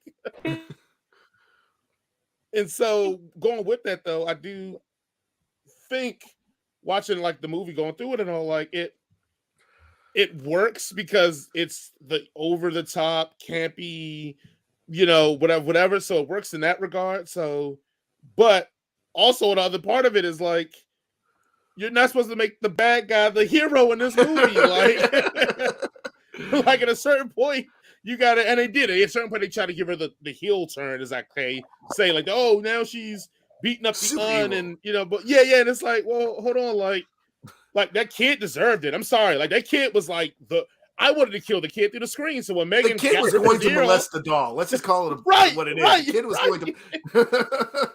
That was kind of weird when he got on top of the dolls. Like, where are they going? Where? And let's also be 100% like that doll's not going to be sold to children, and that's unfortunate. Megan is going to definitely become a bad person because as soon as they put that on the shelves, it's going to learn to hate humanity and it's going to totally just start killing everybody. Yes, like all AI does. Like, what was it when they made the artificial intelligent and it became racist? Like, yes, it understands. Megan, I'm surprised Megan didn't find any black people and be like, the cops. Like, but still, no. that would have been the heel turn for me. Right. But no, and like I said, now granted, when I say all that, I wanted to get all the bad stuff out of the way. I enjoyed the hell out of this movie because it is campy, it is fun, and it has the right amount of tone where it's like everybody in this movie is taking it serious, but everybody who's watching it knows this is completely ludicrous. And like they're not even winking at the camera. They're just like, yeah, this doll could do this. And how people even interact when they see it. They're like, oh, who's that? And like, oh, that's a doll. And like the cop was like, oh, really? And he's still like trying to look, and she calls, like, everybody's playing is real. And I'm like, this is amazing. Because but like Jason said it the best in the text. Even though the doll killed all those people, the aunt going to jail. So that girl can still lose her. She's still losing her aunt. That's manslaughter, guys. Right. She's going to Florida, guys, with her other family because her aunt ain't going to survive this one well. But no, I dug it, man. I'm here for it. Megan, I guess what they would put like, I don't know, how do you make a sequel? Did you say Megan 2? Because there is a 3 in the name, so I don't know. Right. But I'm here for Megan 2. I'm ready for it. Stupidly. In my theater, I know I told you guys this on the text messages. When the dog attacked poor Megan and then mauled the human child, and then when Megan was going to, there was a person who audibly was like, "Oh no!" And I'm like, "That dog is a vicious menace." I was that person, Jason. Just so you know, I know we were in the same theater, but I was still that person. Okay? Like, oh, not that poor puppy! Like, get out! It mauled a child. Like, it did it. It was mauling a robot, and then the child got involved. The child should have just stepped away. Okay, so the dog did not know the robot wasn't a child because the robot just went over there with her arm, and then the dog mauled the child. Dog's fault. It is the dog's fault. The dog is a vicious owner's killer. fault. The owner should have never just had that dog. They all should have died. They all should be put down. And thankfully, Megan did it. Well, Megan did get put down, so that's fine. No, she didn't. She's still living in that little Alexa thingy. Yeah. I mean, also talking about like in movies where they're like they focus on like the least interesting. Like you created AI, like a literal like internet surfing machine that can walk and talk and like has multiple functionality besides being someone's toy, and you're like, yeah, that's what we're gonna sell it as a toy. Like y'all have revolutionized the way the planet works. And the best thing you do is murder dollar.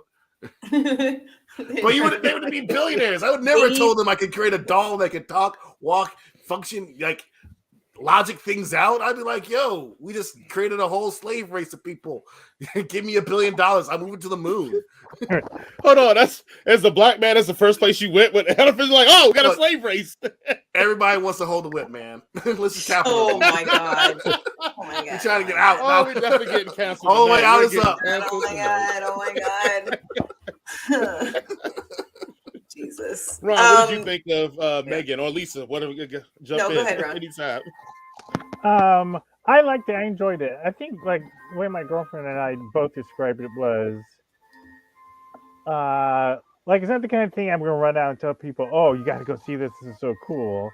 Like it was fun. Like it was we used our Cinemark points to watch it, so it wasn't any money out of our pocket. Well, I guess technically we used it. Anyway, so that's how I described it. Like it was fun.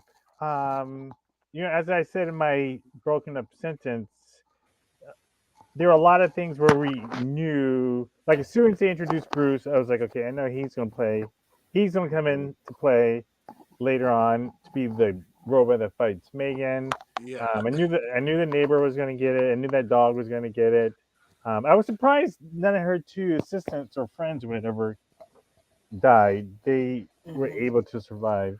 I knew from the trailer that David, the Ronnie Chang character, was going to die. So the viral part of the trailer was right. Yeah, I knew the little kid was going to die. So you have all these things where, but yeah, Megan the character of Megan herself was funny. I thought that her heel turn, like where she started turning on even um, the little girl, was kind of. They didn't. I feel like they didn't do a good job explaining how she overcame all of her programming. I think Yeah. they. I think that's one area where they could have like improved it. Like, okay, what happened that allowed her to overcome her programming? Because technically, like the aunt was her number two most protected human or whatever. And it would have been nice if they showed something that kind of illustrated how Megan was able to not be able to turn off and to do a heel turn even on the little girl. Like if there's some sort of logic error that you have to like, Yeah, well, Yeah. I was Yeah. thinking when they had the one guy, the assistant, like taking the data, and I was just like, oh, well, maybe he's gonna like corrupt it That didn't even go somehow anywhere. Yeah. and put it, and that's why she's gonna turn. And then that didn't even go anywhere. Well, I my mean, it was government made a somewhere good where point. she blamed the dead body on him Yes, that no one yeah. cared I about think because it. right. I think that was just supposed to be the reason for it, so that that is the story that could explain why he would have killed the boss that he was stealing it. I don't know. That was kind of weak. Yeah, I Yeah, mean, yeah. I agree with you there. One thing Yeah. I agree with you on, Lisa, is that. Like, Yay! It happened. happened. Mark the time. Right. But Hey, also, good night, like- everybody. But also, did y'all notice like the tropey robotics things? And they're like, at one point, I was like, are they about to T2 us? Where she's like in the window watching the little girl play? Yes. And I'm like, we're gonna get a moment of like humanity's only built to kill each other moment, like Arnold talking to John. I'm like, because like what was she learning when she was playing with the bow and arrow? I'm like, is she learning it like to kill from watching this girl? Well, Like I don't know. beforehand- It was just scenes that were just weird. They just put in there to be Beforehand, like, she had learned about death, which is Right. like I work in computer science. So I'm not a computer scientist by any things, but like you program what's there. It shouldn't really surprise you what your thing can do. And it's like these people are like, I didn't know that she could. Ultron. I didn't know she could Yeah, do that. yeah. Like, what do you mean you didn't fucking know? Like, you programmed her, didn't you? Like, what? Yeah.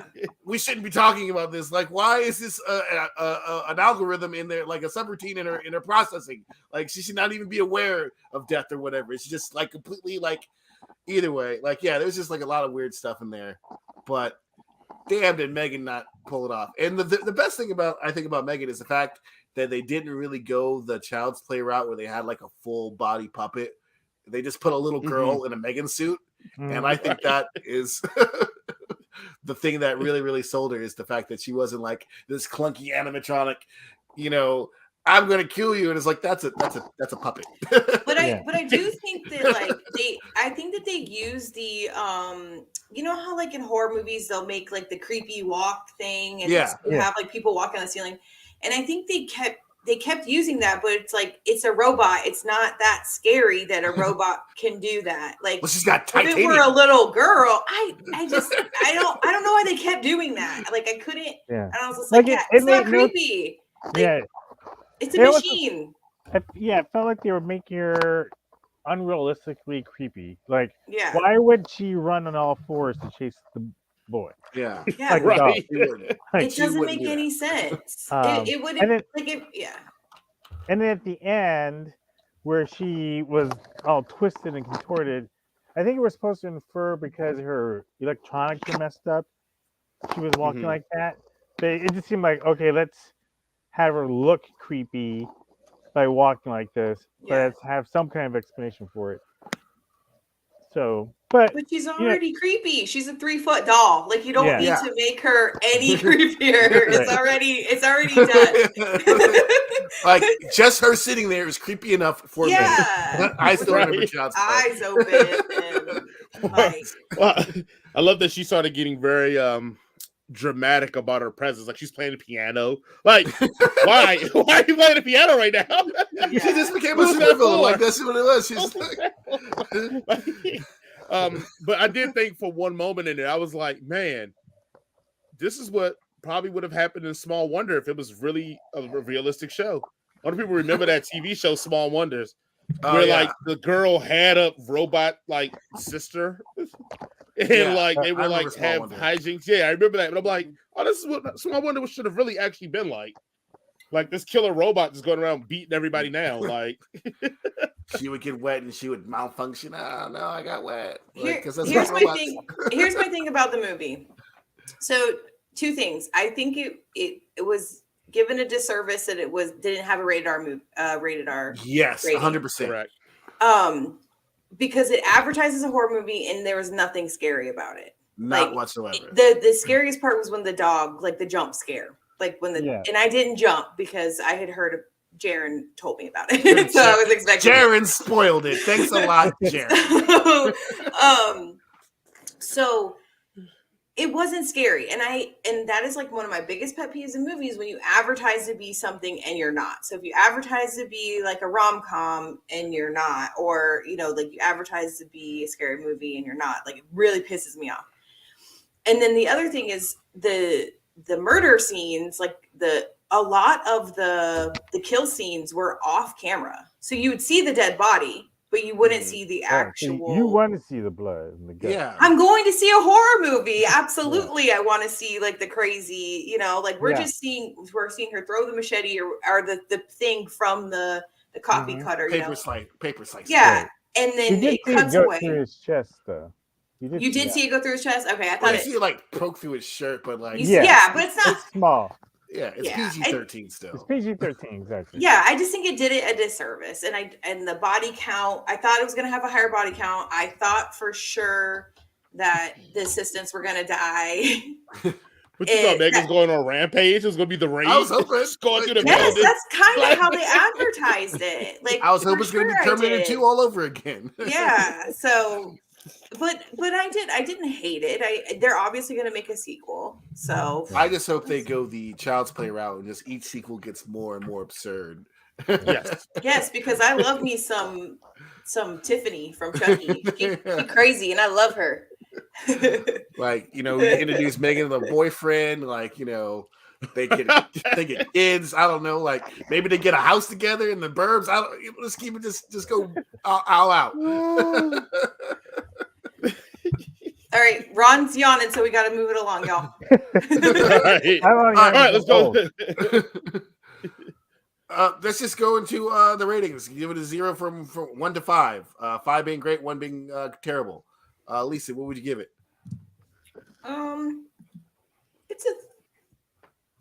It's a 2.5 out of 5.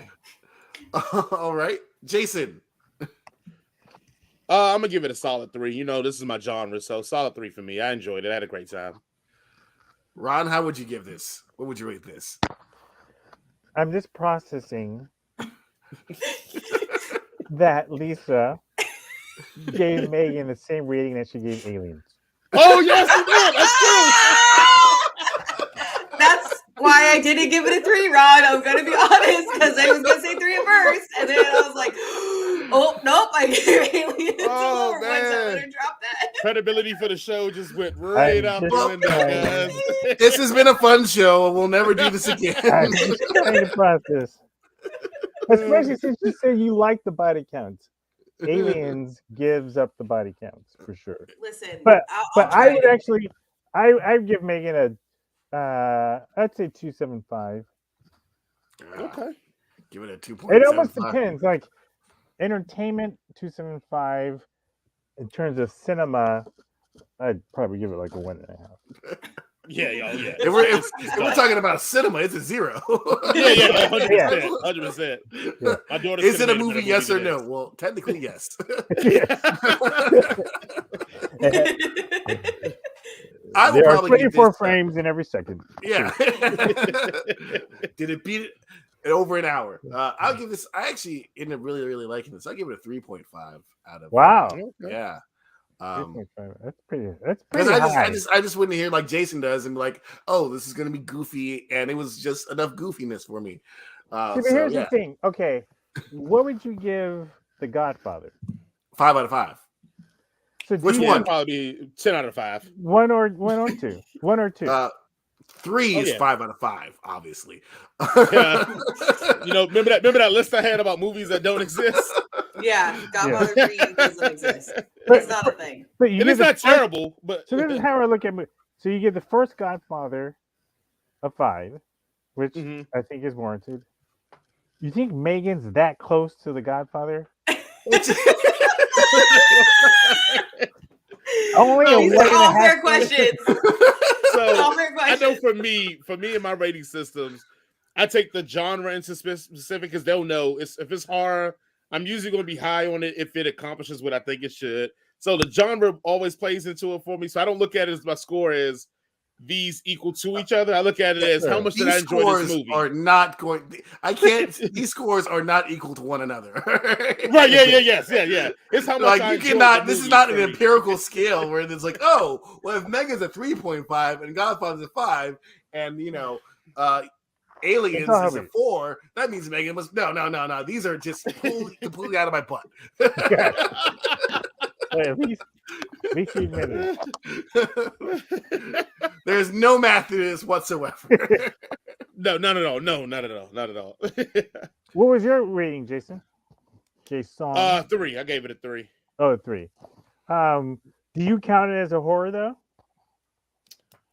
I don't count this Yes, as I a count it horror. as horror, but I count Really? it in that genre of horror, like the Gingerbread Man, like where it's just goofy, and so it's not Right. scary. It's not meant to be scary. It's just supposed to Right. be goofy and That's why I like entertaining. it's not scary. It's not like, for instance, would you classify the TV show Dexter as a horror film? As a horror? So I would, but yes, Oh, yeah. but it doesn't. But I don't think it's. I would say it's in the horror genre, but it's probably more of a thriller. Yeah. Yeah. I mean, that's how agree. I was seeing Megan as like a sci-fi. I guess you call it sci-fi horror, sci-fi thriller. Mhm. When I think of horror, I think of things that are horrific, Like slashers almost. like slasher movies, or all the ones we mentioned at the 30 minutes that didn't count as a show, like all that kind of stuff. I'm working on it, Ron. We're still doing I slowly but surely am working on it with the guys. Working on what? Trying to make a little bit of sense of the show. Look, I think it's called Headcanon Circus for a reason. This doesn't make any sense. There's no sense here. But that's what I think of as when I think of the horror genre. I think that's what. I think of. Otherwise, I probably would you consider Nope horror? Oh, Nope was horrifying. Yeah, Nope. I would consider Nope horror. Yeah, You would? I would consider it. There's only one part of it that's horrifying, but the one part, like I lose The sleep monkey over. attack? Not the monkey attack. When they actually inside that was Jean so Jacket and like. Oh they're just- yeah, it's kind of freaky. Yeah, Yeah. That Is that what the kids call elevated horror? I still haven't been Yes. able to find a movie yet that's okay. Anything by Hereditary. Yeah. Midsummoner. yeah. That Those would be- sound. I The haven't Babadook. The Babadook. Yes. No. How about, Anything that was named in Scream 5 in that opening scene. Oh yeah, she does that. I haven't You're seen right. any. Yeah. So, What about Get Out? Oh, that's even scarier. Oh, that's the scariest movie ever invented. Yeah. Oh my god. Would you really call that horror though? That would be a more in the- psychological thriller. That would be more in the thriller range, but Yeah. I mean, for me being a dude married to a white woman, it was the most horrific thing I ever saw in my life. It's like, We ain't never visit your parents ever again. I say, right here where it's safe. Was the woman who played Gemma the girlfriend? And that is, I thought Yes. she looked familiar. Yeah, Okay. she was in Get Out. Yeah, Allison Williams, the young lady's I think name. she was better in Get Out than she was in this. Well, I think a lot of things are better. she was a terrible human in this one. So yeah. She doesn't even mix her Fruit Loops. I mean, well, that was where she doesn't put the colors of the milk. Yeah. The colors. The It's colors symbolism, of the white. guys. The white milk. The white's milk. It's got to stay pure. and let's talk about the fact that Gemma puts this multi-million-dollar robot on the toy table and at some point takes her eyes off of it. She's a dodo. It's supposed to be a trade secret, and she literally is taking it all over town with her. She Let's is also a dummy. let's also point out the fact that like she is given a specific assignment at work to create more of these stupid Furby things, and instead she has wasted the company's money on a pet project of hers. And honestly, when she said that they spent what $100,000, she should be fired like immediately. Well, no, first of all, I just thought that seemed particularly low for the kind of technology that they were creating. Well, like, considering a carton of eggs costs $18, $100,000 will buy you. No wonder she got away with it because she only spent pennies. Yeah. It was like $100,000. Well, inflation. I don't know so how like many, $60. Yeah, I don't know how many people are gonna be able to create an artificial intelligence robot like that for $100,000. Also, let's be completely honest. Like you said, I mean, the Bruce robot was enough to win her the Nobel Prize. Yes, but beyond that, like, oh my god, like. Oh, this is just Bruce. He's just a project in college. It's fun. You can do hand things with it. You know who would use that? Everybody. Like the applications are endless. You can help people who have disabilities. You can help construction workers. Like I did this in college. Look, man, we just found out how hard it is to be a woman, guys. Lesson learned. Yeah. Is her building that in college any crazier than Tony Stark building an iron suit in the middle of out of scraps, desert? or him inventing time travel in a night. Like, oh yeah, I invented time travel in a night, guys. Like, what? It was like, no one really actually sat down and thought about this that very long, so I just did it in a night, and like apparently it was like super easy as long as you got like Mobius. He got the Mobius. As long as you got the the funding of a multi-billion-dollar corporation behind you. It's really easy. I don't think why we didn't do this before. Hologram. Yeah. Right. Well, he also created his own element in his office too, or his basement. He was a genius. Meanwhile, in DC, they need Flash to run backwards, like at the speed of light, just to give him a right. Superman's like, yo, I'll need you to run. Real fast. I just figured this out in my basement. Yeah. So we all generally like the movie, though. Yes. So, it would be a recommendation. So you're all looking forward to the sequel, then? Most likely. Oh, I'm here for it. Yeah, I may camp out for it. I might actually just wait till that sequel comes on DVD before watching it. But if the sequel's good and they have a threequel, then I might go back to the theaters for the threequel. Are you talking about Megan? Yes, Megan. Yeah. I'm camping out for Megan. Megan too. I'm camping out, bro. No. I'm having a Megan outfit on. I'm gonna do the dance. Like, I'm done. I don't care if this franchise. You guys better not make me pay to see another Megan movie. You better let them wait to come out of streaming because I do not want to pay for another Megan movie. I will watch it on Netflix. Tony's in the building. What's up, Tony? What's going on, man? What's up, Tony? Yeah. I'll pay. Yeah, we can skip past the cleaner and let's go on and have this discussion about Andor. I was gonna say, Lisa, why do you hate Star Wars and Andor? And we also got to throw in Last Jedi as well, right? Well, Last Jedi is horrible. Okay. Thank you. So where do we want to start? The Last Jedi or Andor? Where do we want to go? Andor. I mean, Andor is hands down one of the best. Not one of the best. Forget the fact that it's the best Star Wars show currently. It was one of the best legit television shows in 2022. Oh, thank you so very much. Worthy of HBO. That being said, I can understand from a pacing standpoint people who may have an issue if they just started it and they couldn't get through the first 2 episodes. But if you push past those and you saw them as 3, separate story arcs, I'm watching this and I'm like, I felt like it was a a brilliant sci-fi metaphor for 1930s Germany in terms of telling the story of the rise of fascism. 2019 America. Or 2019, 2017 America. Yeah, I mean, I just felt like the acting, some of the acting was just, all the acting was great. Yeah, I'm curious to know. Love confirmation bias. Because if you had come on here and said that you hated Andor, I probably would have thrown myself out a window. Because I had to fight with these two knuckleheads. You did not. Jason liked it too. You literally didn't I have know, to fight with I know. anyone. Yeah, but he You started said- off by saying that he didn't like it. He started and he had to twist it around because he knew it was going to boil my biscuits. But Oh my gosh. Lisa How White.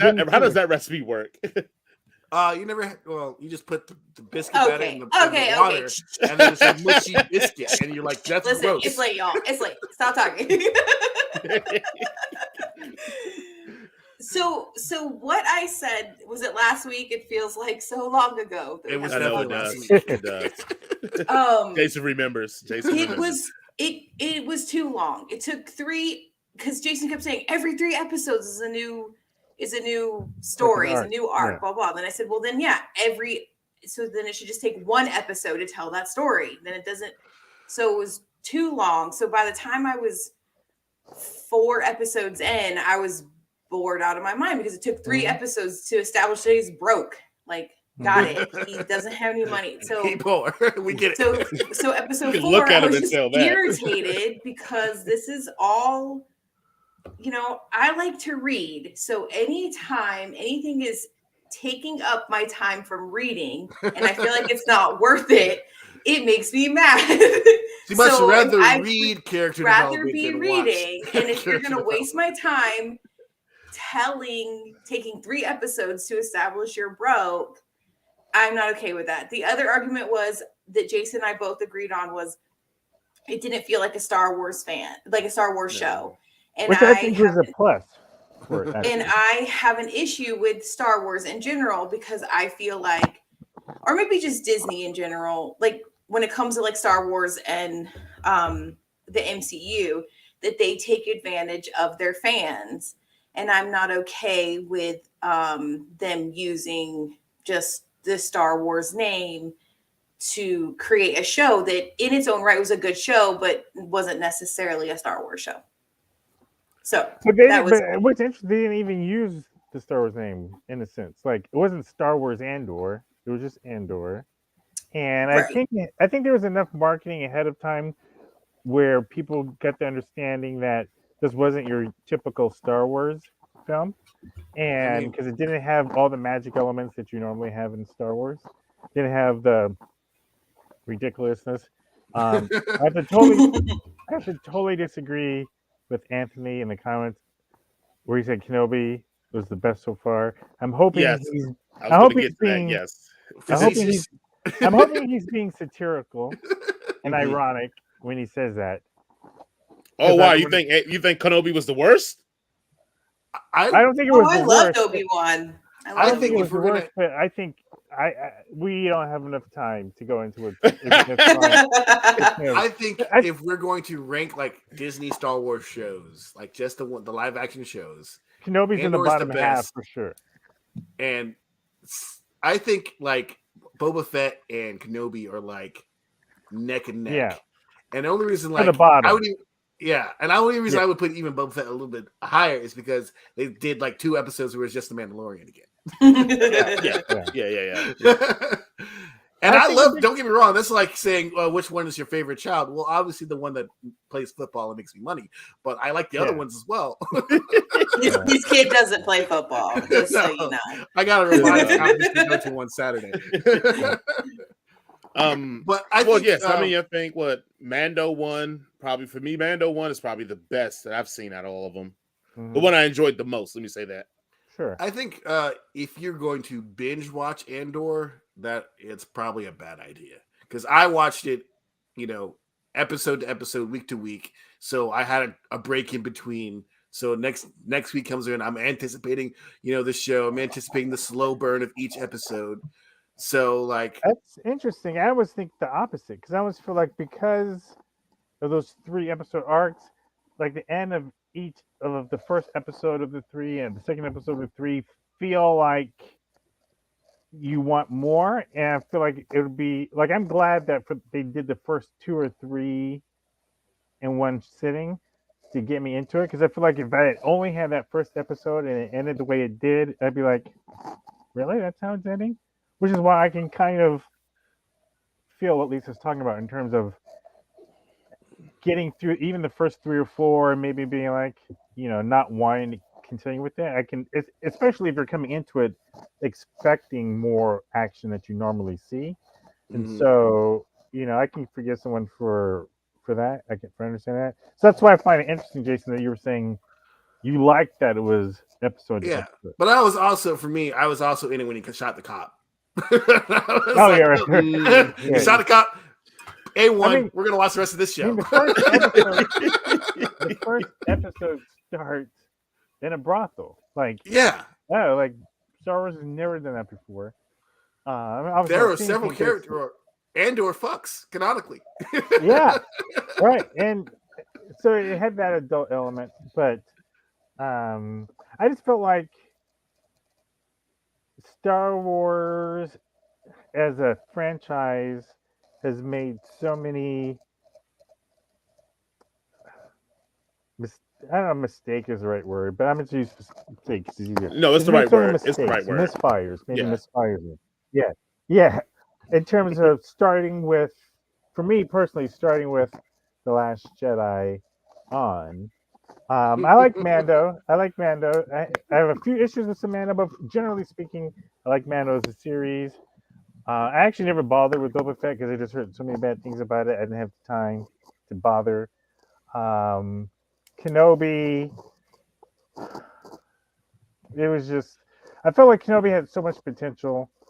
And I mean, and there were times where I'm watching it and it looked like they were in the back, looked like they were in the hills of Los Angeles in some of the scenes. Like I could have sworn, like I was just hiking on that road the other day. Where are they filming this? So the thing about it looked alien, and the fight with, like, I kind of feel like the first time that we see Obi-Wan Kenobi and Darth Vader fighting again on the same screen for the first time since episode 4, since the original, should have been a television event. Yeah. Like this will probably date me, but like, who shot JR? Like, think of all of it. Burns. You said, who shot yes, Mr. Burns? Like, that was a moment. And like, it should have been like a television event. These two, and it was kind of like towards the middle. Like the first time they meet, it's like in the middle of the series, and it just, I don't know. Like, I just felt like by the end of it, even that battle at the end, missed opportunities, and it just wasn't hitting for me personally for the Kenobi. And so yeah, personally, I feel like Kenobi suffered from a lot of things like Last Skywalker suffered from, or Rise of Skywalker suffered from, which is they were banking more on the nostalgia of these two characters or the nostalgia of the franchise versus like telling a compelling story. And this is what I liked about Andor, because no one gives a shit about Andor.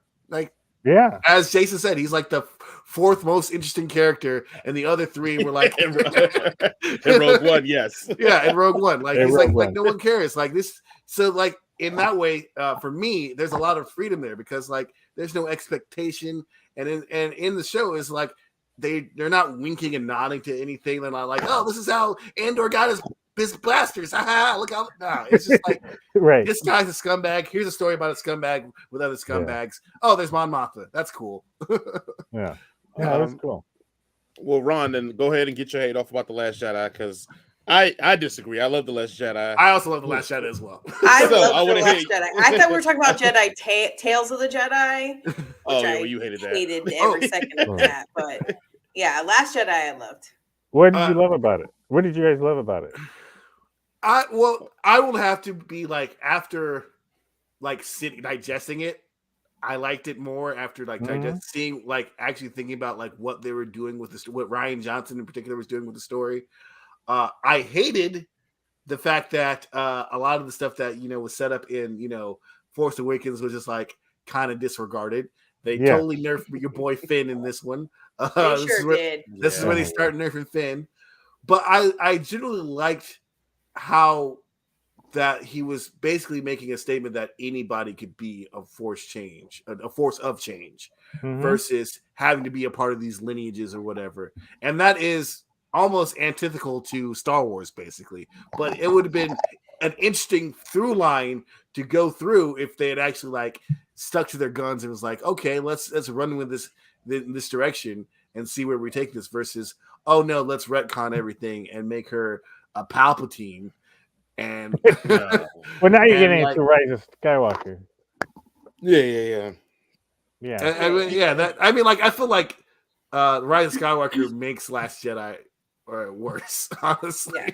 Yeah. Well, okay, so the problem with The Last Jedi is that it is very much just a filler episode that you could take it out and it doesn't affect anything later. Like you could literally why just that is. delete it. But I do think that part of that, and that's another reason why I have such a problem with Star Wars, with Disney owning Star Wars, because I do feel like they let the fans or just like the internet chatter affect so much of the story. Because I just don't think that was where they had Finn going. Because I fucking loved Finn in The Force Awakens. I love The Force Awakens. You can almost. It's not my favorite Star Wars, but it is very close to. I don't know. Me and Jason talk about this all the time, but you can almost argue that Finn was the main character in. I think 100% he was the main character. It was his story. And by the time you get to the Last Jedi, like, they basically give him this side story, which is to illustrate that the war is being perpetuated by capitalist forces. Great idea, but like he's relegated to a meaningless side story versus being. And now that I'm talking about that, fuck you, Rian Johnson, for doing that to my boy Finn. Because The Force Awakens was just so great for so many reasons. I loved it, and I just feel like really the only people who didn't like it are just racist, sexist humans. and we already know that Star Wars has some of the most toxic fans. We talk about this constantly. We know the fandom is ridiculous. So, So it does drive me a little crazy that you had this amazing movie that was The Force Awakens. Then they listened too much to the shit going on the internet and all stuff, and then they just made this filler fun. The reason why I like The Last Jedi is because it's fun. It's a fun movie. So it's a little bit lighter and not quite so much. I hate that they had all of these amazing characters. They kind of wasted it. Like I'm so bad with like the guy that they were trying to find at the casino. Like I thought they were going to do something with his character. Well, with Benicio del Toro's character DJ. Yes, you thought there was going to be something with him, but but I love how that movie ended, because remember that's the movie that ended with the little kid moving the broom. And I'm like, when that happened, I was like, oh my god, this movie is amazing. And then they just didn't do anything. It ended with breaking with the Force. As a whole, I would totally rewrite all of the sequel trilogies. I mean, but there's a lot of good stuff in The Force Awakens, or not The Force Awakens, in The Last Jedi. That the whole little maneuver, I thought that was fucking awesome. I was breathtaking when she flew her. It breaks all the lore of Star Wars, but it was awesome. So yeah, because I know Ron's going to rebut and destroy all of us. So I like The Last Jedi. See, I like The Last Jedi for the bigger reason is that I think The Last Jedi started off hamstrung, and then I think when it ended, it put it into opening up the universe. I enjoy it because, as we're all Star Wars fans, it did something new. It did something that was different. It felt different. I mean, you getting the big bad getting X'd out for no explanation or reason very soon. Like, it basically was almost like Rian Johnson was like, all that Force Awakens stuff was cool because that was just to get you guys butts in the seat. But now we're going to shift this to where it should go, which is to another generation, to more people, to different things, so more different stories can be told. All the things that we like about, like The Mandalorian, is what's in Rian Johnson's Last Jedi. It doesn't necessarily have to deal with a Skywalker or a Palpatine to be palatable. It doesn't necessarily have to be something we've all seen before, be regurgitated, Force Awakens, to be palatable. The problem with the Last Jedi is, I think, for how much new stuff they enter in, it's a lot of fat that needs to be trimmed, that wasn't trimmed. That's my biggest flaw with it. I disagree with the Finn thing. I think they give Finn more urgency in this one because Finn's on an adventure by himself. Now it is with Rose, but the venture is him being the leader of this situation. In The Force Awakens, he took a back seat to definitely Rey, but even to I can't think of his name. Oscar, Poe. Like Poe was calling the shots. Everybody was calling the shots for Finn except for him. So I felt in this moment it was them giving Finn becoming a leader and calling the shots, even down to his quote unquote dumbass decision to try to sacrifice himself. Yeah, was completely illogical. But the point was it was trying to push them to the forefront that he's willing to do anything for the war, because he started off as a guy that was running for himself, then became infatuated with Rey. But you know how I feel about the whole thing with that. But then he started getting black his dudes, own urgency. white women. It's just like Come on, Jason, you know. Yeah. He wakes up and the first thing he wants to talk about is Rey. Like, come on, where that white bitch at? That bitch almost got you killed. And you were like, oh, where's Rey at? But anyway, that's just my personal story, right?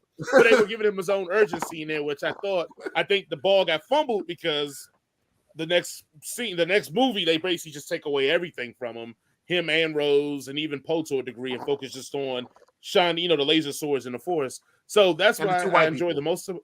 Right. Also, I think I enjoy about Rian Johnson's Last Jedi, and I think again because it was hamstrung by The Force Awakens, is the treatment of Luke is not my cup of tea. But what else could you have done with Luke that would have been a reasonable continuation of the story that The Force Awakens got? So mind you, in The Force Awakens, Luke ran away from the battle for the most part. Yeah, he abandoned it. That's not the Luke that we knew from the trilogy before. So the fact that it pushed him to go to that mode, and I know Jason hates this when you state the obvious thing in the movie to like cover it up when he goes, "What do you want me to do? To run back in with a laser sword and fight?" Blah blah. Like that's what we as the fans wanted. Yes. We wanted you to take up the green saber, get in the Millennium Falcon, go there and kick butt. But the evolution of a character, it couldn't have been that, because if that was all he needed was some random woman with Chewbacca to show up, he should have never left the fight to begin with.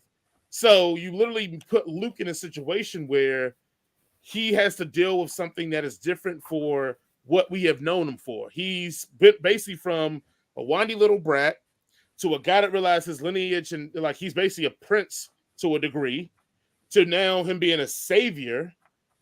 What happens to that savior when, like, and that's part of the themes of The Last Jedi, what happens to that savior, that legend, when the legend gets bigger than what the man actually is? And so, and when I say get bigger what the man actually is that he had to start the Jedis again.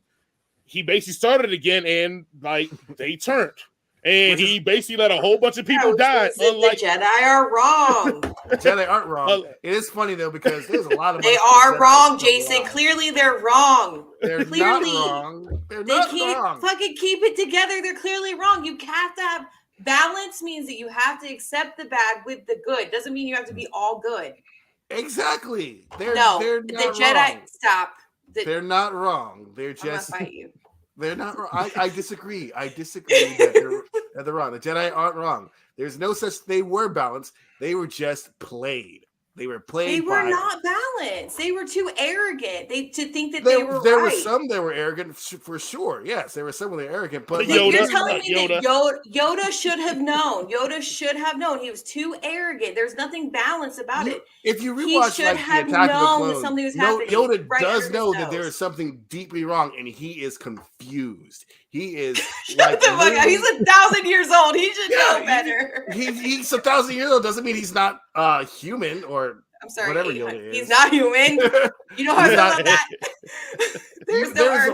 Because I just literally watched Attack of the Clones the other day with my child, and there's a lot of parts where Yoda is like, I don't know what we're doing. I don't know what's going on. The dark side is causing everything. I don't know. Like, there's so much pain and hurt that's going on, and I don't know if we're going the right way. And even Mace Windu's like, what can we do? It's like, and he's like, I don't know. Nothing. Just sit back and let it play out. They didn't just sit back and let it play out. They did the best they could with what they were given with. Because let's remember, the Jedi weren't supposed to be leaders in this army of this thing. They were basically told to be leaders in the army of this thing. The Jedi are supposed to follow the democratic way. The democratic way was taken over by fascists. So they were forced to do things that they were not supposed They to be weren't doing. forced. They chose to do that. They did weren't not forced choose to to do do anything. this. And it's the only people making choices become bad guys. So they should. So if they become fascist bad guys, listen, the only people doing anything right are the rebels, and everybody else is just stupid. well, the rebels, Until the rebels, like, I was until the literally, rebels took over, and then the Force Awakens happened. And realized the rebels had no clue how to run the universe. Rebels either. like, Well, oh they man, knew we're something was losing wrong. this They knew so they had to badly. make a We need a change, and Jedi then- to come help us. Help Like us, what happens Obi-Wan. to You're what our happens to the only hope. revolutionary when it becomes king? What we saw with I the think rebels. Had the no problem- idea what to do. Lisa, I don't disagree with you that the Jedi were wrong. I think what that mindset goes to, it leads to the justification of a genocide. And that's where I disagree with you that they could be wrong. You're right. They were wrong. I But don't doesn't think that mean there's a justification of genocide. You know how I but feel like about a lot of Darth people Vader, like but they make that next door. They should have fallen. They could have been reformed, right? Like that's the thing. It's like if Palpatine hadn't did what he did, you know, they could have been reformed, right? But the thing is, they were never allowed to reform because the bad guys, the actual bad guys, came and killed them. but like And that's so what. all I'm saying is that Luke had an opportunity to bring back the Jedi to do it a different way, and he didn't. He did it the same way. I 100% agree with you. And I on hate that. I do not like that they did that. Yes, so then the same person like Kylo Ren, who is badass. I will argue to my death that I love the scene when he gets off the little spaceship and he stops the blaster and he's just walking around the blaster. That is one of my favorite moments in the Star Wars franchise. Cool. It is so freaking cool.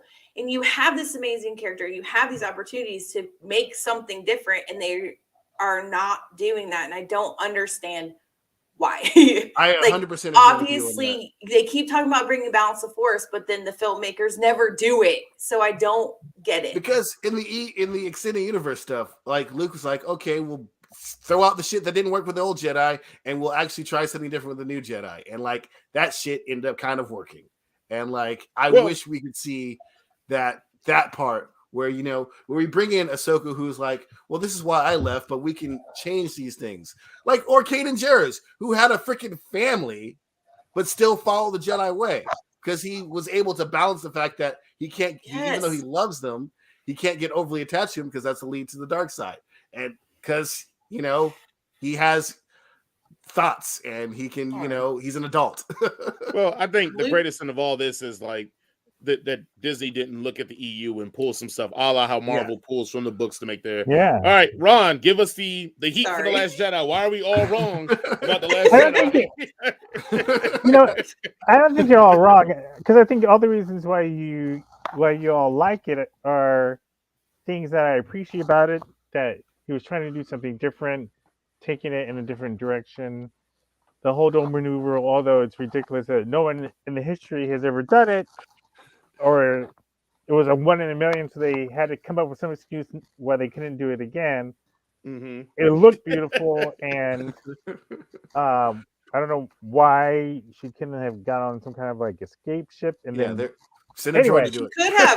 Like, why send a didn't droid to do it? Like, hey, C-3PO, come over here real quick. Because droids aren't slaves, Jason. No, they are. They are slaves. I need you. Okay, I'm gonna leave, but I need you to press this button. I'm gonna call you, and I say now, and you press this button. All right. But I think for me, some of the biggest problems I had with it. Have you all seen that YouTube video by what's his name, where he does by the Last Jedi cinematic failure? Oh yeah. I'm sure my son has seen it. It's hilarious. I like all the points that he makes in that. It's hilarious. It went viral. But you know, some of the points he makes in that are the opportunities missed with Finn's interaction with what's her name, the one in the middle, Plasma. Plasma. Oh my god. Yeah. The lost that was a wasted opportunity. The whole entire thing. Yeah, right. Throughout the whole thing. But beyond that, I like what you're trying to do, but I don't like the fact that what they set up in Force Awakens, he just threw out arbitrarily. It feels like.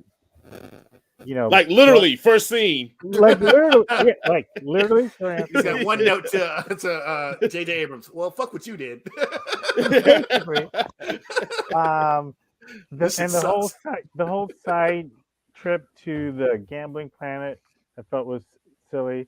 So it was like one of those movies for me. Like I was in France and I saw it with my son. So we actually drove. So we were traveling through Europe. This is the time we were traveling through Europe. We were living like kind of nomadically. So we'd spend 6 months a year in Europe.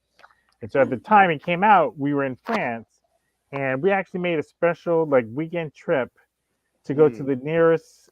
We had to go to Toulouse, which was the nearest city where we were. They had a version playing in English without subtitles. So we actually like made a weekend trip to go to this place so we could see it. My son and I, we saw it together. It was one of those movies where I came out. Like when you come out in a movie and you want to like it, but if you're honest with yourself, you're like, I don't think I liked it as much as I wanted. So I had some of that going on with it because I loved Force Awakens so much. Like I'd seen it multiple times, and it was so much fun, even though it was a rehash of Episode 4. But maybe that's what I think it needed, that to bring back the franchise after the prequels. And so I just felt like throwing out everything that was set up in Episode 1 and the whole side planet thing. So it was more of like execution of some of the things that of where I disliked it, and then Rise of Skywalker I just think is just god awful. So it's abomination. It's it abomination. is. Yeah, it's just like the whole thing of bringing the Emperor back. Like I can't get into it. So it's like I don't fault people who like The Last Jedi. For me it's a miss. But I can understand why. I can understand why people would like it. It's like I can respect a filmmaker trying to do something different with the franchise, and I do love the fact that hey, anyone can become a Jedi. So they literally went into the whole prequel trilogy with no plan, none whatsoever. Nothing, which is really unfortunate. It's really unfortunate. I mean, I just think they just take advantage of their fans, and they're like, it doesn't matter what we do because people are going to go see it, and that's why I have such a problem with it. Yeah, which is why one of the things I appreciate about Andor is because you almost, to make a movie like Andor, you almost have to say, I don't think they did this, but you almost have to say like F the fans, because it's not, because I don't even call it a Star Wars. Like you can't go into Andor expecting Star Wars, which again I think is a plus for it, but it's a way of showing there's so much rich material that you can do with the Star Wars franchise that they haven't done. And I like that Andor did that. I like that the set design, like Coruscant looked like a real city. Like usually Coruscant looks like they actually looks like it's a glass. Sets. Yeah. I like that aspect of it. So anyway, we don't need to go back in Andor, but yeah, no. The stuff that you all mentioned about why you like The Last Jedi, I can respect that. I think that makes sense. Yeah, but we didn't have to drive. I mean, I didn't have to drive, to a whole other city and make a whole plan in a whole other country. By the way, so I think that kind of sets a whole little tone thing. Like, I might have been a little pissed too. Like, I was a little irritated that I spent so much money on. I can't even remember. Well, the trip was fun. I mean, Toulouse is a beautiful city. So if you're going to watch a movie, if you're going to travel to a city to watch a movie you're not that excited about, you could do worse than Toulouse, France. For sure. Yeah. All right. Before we wrap up, because I'm sorry, Jason, you got something else? I just wanted to say, for those people who want to get into Star Wars and doesn't want to watch any of the movies, Clone Wars is the best thing that Star Wars has ever done. And I've heard that. The Bad Batch. Yeah. People get confused thinking you mean episode 2. Not episode 2. Yeah. But the Bad Batch is back on as well. And episode 3 of this new season, magnifique. I heard it's amazing. Episode 3 is amazing. But that's all I want to say. And the fact that Andor and Rogue One was written by the same guy. Yeah. The showrunner of Andor is the writer of Rogue One, and that's why Rogue One's the best Star Wars movie as well. It's up Yeah. there. One is Definitely up so good. It's so Yeah. good. You make me cringe every time you say it's the best Star Wars film. But It's not the best Star Wars, but it's up there. Everybody knows Empire Strikes Back is the best one. Thank you. The one with Ewoks, right? oh no. Oh, no. Oh. So I know before we wrap up again, because we pretty much have put on like damn near 2 hour, longer than 2 hour show. Marathon. Yeah, sorry, y'all. Thanks for the people still hanging out with us. I'm glad that Ron wanted to join us again because if people don't know, because if you're just first time hearing about Ron Dawson, you know, Jason put up the he put up the book and everything, but Ron also has a podcast, and in his podcast, it has great adventures of Ron's blackness. But the season finale was you finally going to Roscoe's Chicken and Waffles, was it That's correct? right. That's right. With friends and everything, and I loved it. Like I laughed so hard in it, and I'm like, I drive around and go do inspections. At one point, I had to pause it because I was laughing so hard when you were pulling the prank about ordering. Oh, it's so great. So I don't want to ruin it because I want people to listen to it. But please share with people just your experience of tasting Roscoe's Chicken and Waffles and your thoughts. Yeah. So just to give quick context, I'm in the Los Angeles area, and for a black man to live in Los Angeles and never to have gone to Roscoe Chicken and Waffles, some would say is reason enough to lose your black card, quote unquote. And so my whole podcast, a big part of my podcast is about, and my book is about me being a black man living my entire adult life in a predominantly white world and reconnecting with the black community and black people. And a big part of the podcast are my two co-hosts, who I call the Bo and Dre to my junior, clowning on me about a bunch of stuff that I don't know about the black community that I should. And so I'm the butt of the jokes for a lot of this. But we also use the show as a way to address issues of what it means to be black in America, etc. And so for the season finale, which was a couple months ago, one of the things that came up early in the season was that I'd never been to Roscoe's Chicken and Waffles, and my girlfriend, who happens to be Chinese, she has been numerous times. She even clowns me on never having gone. So we kind of built up this whole thing throughout the season, like, okay, when's Ron going to go to Roscoe's? And so we made the finale where I finally go, and we go to the one in Hollywood, and the food was great. This is a minor spoiler, but one of the fun things about the one that we went to was probably the least black of all. Yes, I love that part. This is Roscoe Chicken and Waffles in Beverly Hills. It is. It was the one in Beverly Hills. The one in Hollywood. It's the one in Hollywood. And they were, I kid you not, like like they're playing music, right? So if you go to Roscoe Chicken and Waffles, you expect to hear like, I don't know, like black hip hop, R&B, soul music stuff. Yeah. Jazz, R&B, quiet storm. Right?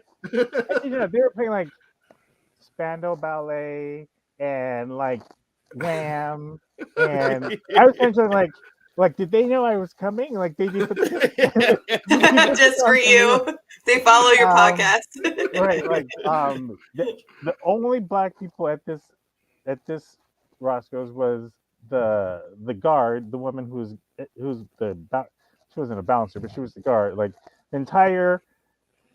all the employees were Latinx. Not that there's anything wrong with that, but again, you expect black folks. All right. So it was just kind of funny. So we talked about like I need to go to the one in Watts. I need to go to the one that's in a little bit more of a blacker community. Yeah, you may as well just DoorDashed it. Like at that point. Yeah.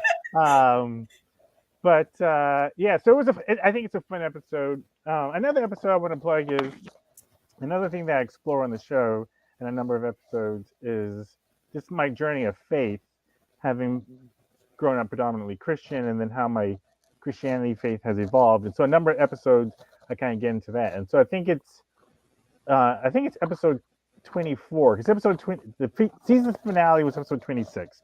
So I think it's episode 24, and the title is "Am I Still a Christian?" And it's actually one of the shortest episodes, and for me personally, I feel like it's one of the most powerful I did. But but like season finale, that one, and episode 3, where we get into a big debate about crabs in a barrel, like me not knowing what that term meant, and then Oh man, your um, mom never sent you to a seminar full of black people before. right. I mean, you I just think watch that's this episode show. 3. Yeah, I think that's episode I'm Watch always this show, trying you to know what it is. Yeah, Yeah. get back down here with me. You ain't Yeah. going nowhere. Yeah, but it's the Dungeons and Directs podcast, and it's anywhere you can find podcasts. You'll check it out. When's the next time- season starting? When's the next season starting? Real quick. Yeah. I need to figure. We don't have a date yet. I need to figure out what, because I'm not going to do it. I'm not going to do it as long as the last one. So I need to figure out exactly what the format of the next season is going to be. So we're still kind of figuring that out. What we're working on now is we're putting together a proof of concept for an animated version of the book, because we want to do like that'd be awesome. an animated TV show of the book of my character and all the characters they interact with. And so we've made a bunch of pitches to like people in Hollywood and stuff, and it's always like the kind of thing where everyone likes it, but not enough to actually buy it. And we kind of feel like we need to make something so people can actually see it, because for a lot of people we pitch to, it's hard for them to kind of envision. So we figured, let's just do like a 5-minute short film where we just kind of do it and have that to show people. And so that's kind of like one of our high priorities now. That's dope. That's awesome. Yeah, we're excited about it. If you come back on the show, something I want to talk to you I about is definitely the want to come echo back, yeah. chamber. How Oh. you did a video about that. I would love to talk about that. And then and how you just did a video about Oh, thanks for watching. Yeah. yeah, man, we gotta support each other, right? Yeah, I appreciate it. Yeah. How you just did a video about like the LGBTQ community and if they're having a crisis of faith, and you know where they can find the scriptures that help support them. And I would love to talk about that. Yeah, So- I would. No, I appreciate that. You know, one of the things that I talk a lot about, because I do a lot of TikTok videos, and I put some of them on Instagram. Follow you on And- TikTok. What'd you say? I follow you on TikTok. I appreciate it, man. But one of the ones I did recently was, because in a huge debate in the Christian community is whether or not a real Christian can be gay affirming. And obviously there's a number of progressive Christians who feel like you can, and there are a lot of conservative Christians who feel like you can't. And I think my take is there's good arguments on both sides, and I tend to fall on the side of love and acceptance. And I feel like the arguments for the few verses that relate to homosexuality, I personally feel like the arguments for those not being against what we today consider like a homosexual quote unquote lifestyle are not, like, the context of the time were different. So but there are a lot of people who are gay or queer or on one of the letters in LGBTQ who believe in God, who want to have a relationship with God, but they struggle with, will they have to give up? Is there a place for them? Is there a place for them? Yeah. Do they have to live Or essentially who celibate? they Yeah. are. Exactly. Yeah. And I feel like there is, and so I kind of talk about that in one of my videos. But yeah, I would love to come back and talk about that. Yeah. A religion episode, everybody. Well, no, the echo chamber one. So yeah, That'd we be can. awesome. Well, yeah, next time. But that This is I next time. myself tried that, and I couldn't do it. So Yeah. I kudos to you. It's all right. You So, gotta pick I the couldn't. right. And she's talking about where I want to follow. I'm making a choice to follow people who I don't necessarily agree with, both politically and theologically. But you have to pick and choose in terms of, because there are some where it's like for that same reason, I used to listen to Ben Shapiro's podcast for that exact reason. It's like, okay, at the time he was the only conservative talk show host I could stomach, and now even him I can't. Yeah, he's right off the reservation. I used to listen to Sean Hannity until I couldn't stomach him anymore. Yeah. At one point, he was like, "Oh, you're not so bad," and then I was like, "Oh no, you are racist. That's crazy." Yeah. Anyway, next time I come, I'd love to do that. Ron, have you seen the movie Dope? Dope or no? Yeah. Dope. DOPE. No, I haven't. Which you need more. You need to watch it. Yes. Dope. It's on It is. Netflix. It's on Netflix. It is the bro. Bible it of about? which me and Jason worship, and I think if you see it, you'll worship from the Bible of dope as well. It's a good movie. Shamik Moore it is in it. What's the For genre? us, It's a hood movie, I guess. It's about. I guess it's yeah. a- I guess Yeah, it's, it's a hood movie. about. Yeah, tell them what it's about, real quick. It's So, about it's a young African American kid Uh-huh. who lives in what would be considered a bad neighborhood, but trying to be successful and He get lives in Oakland. he lives in, and Right. get a college scholarship, or basically get into college, basically. Oh, To explain it even more, Is it a TV show or a movie? it's a movie. It's a movie.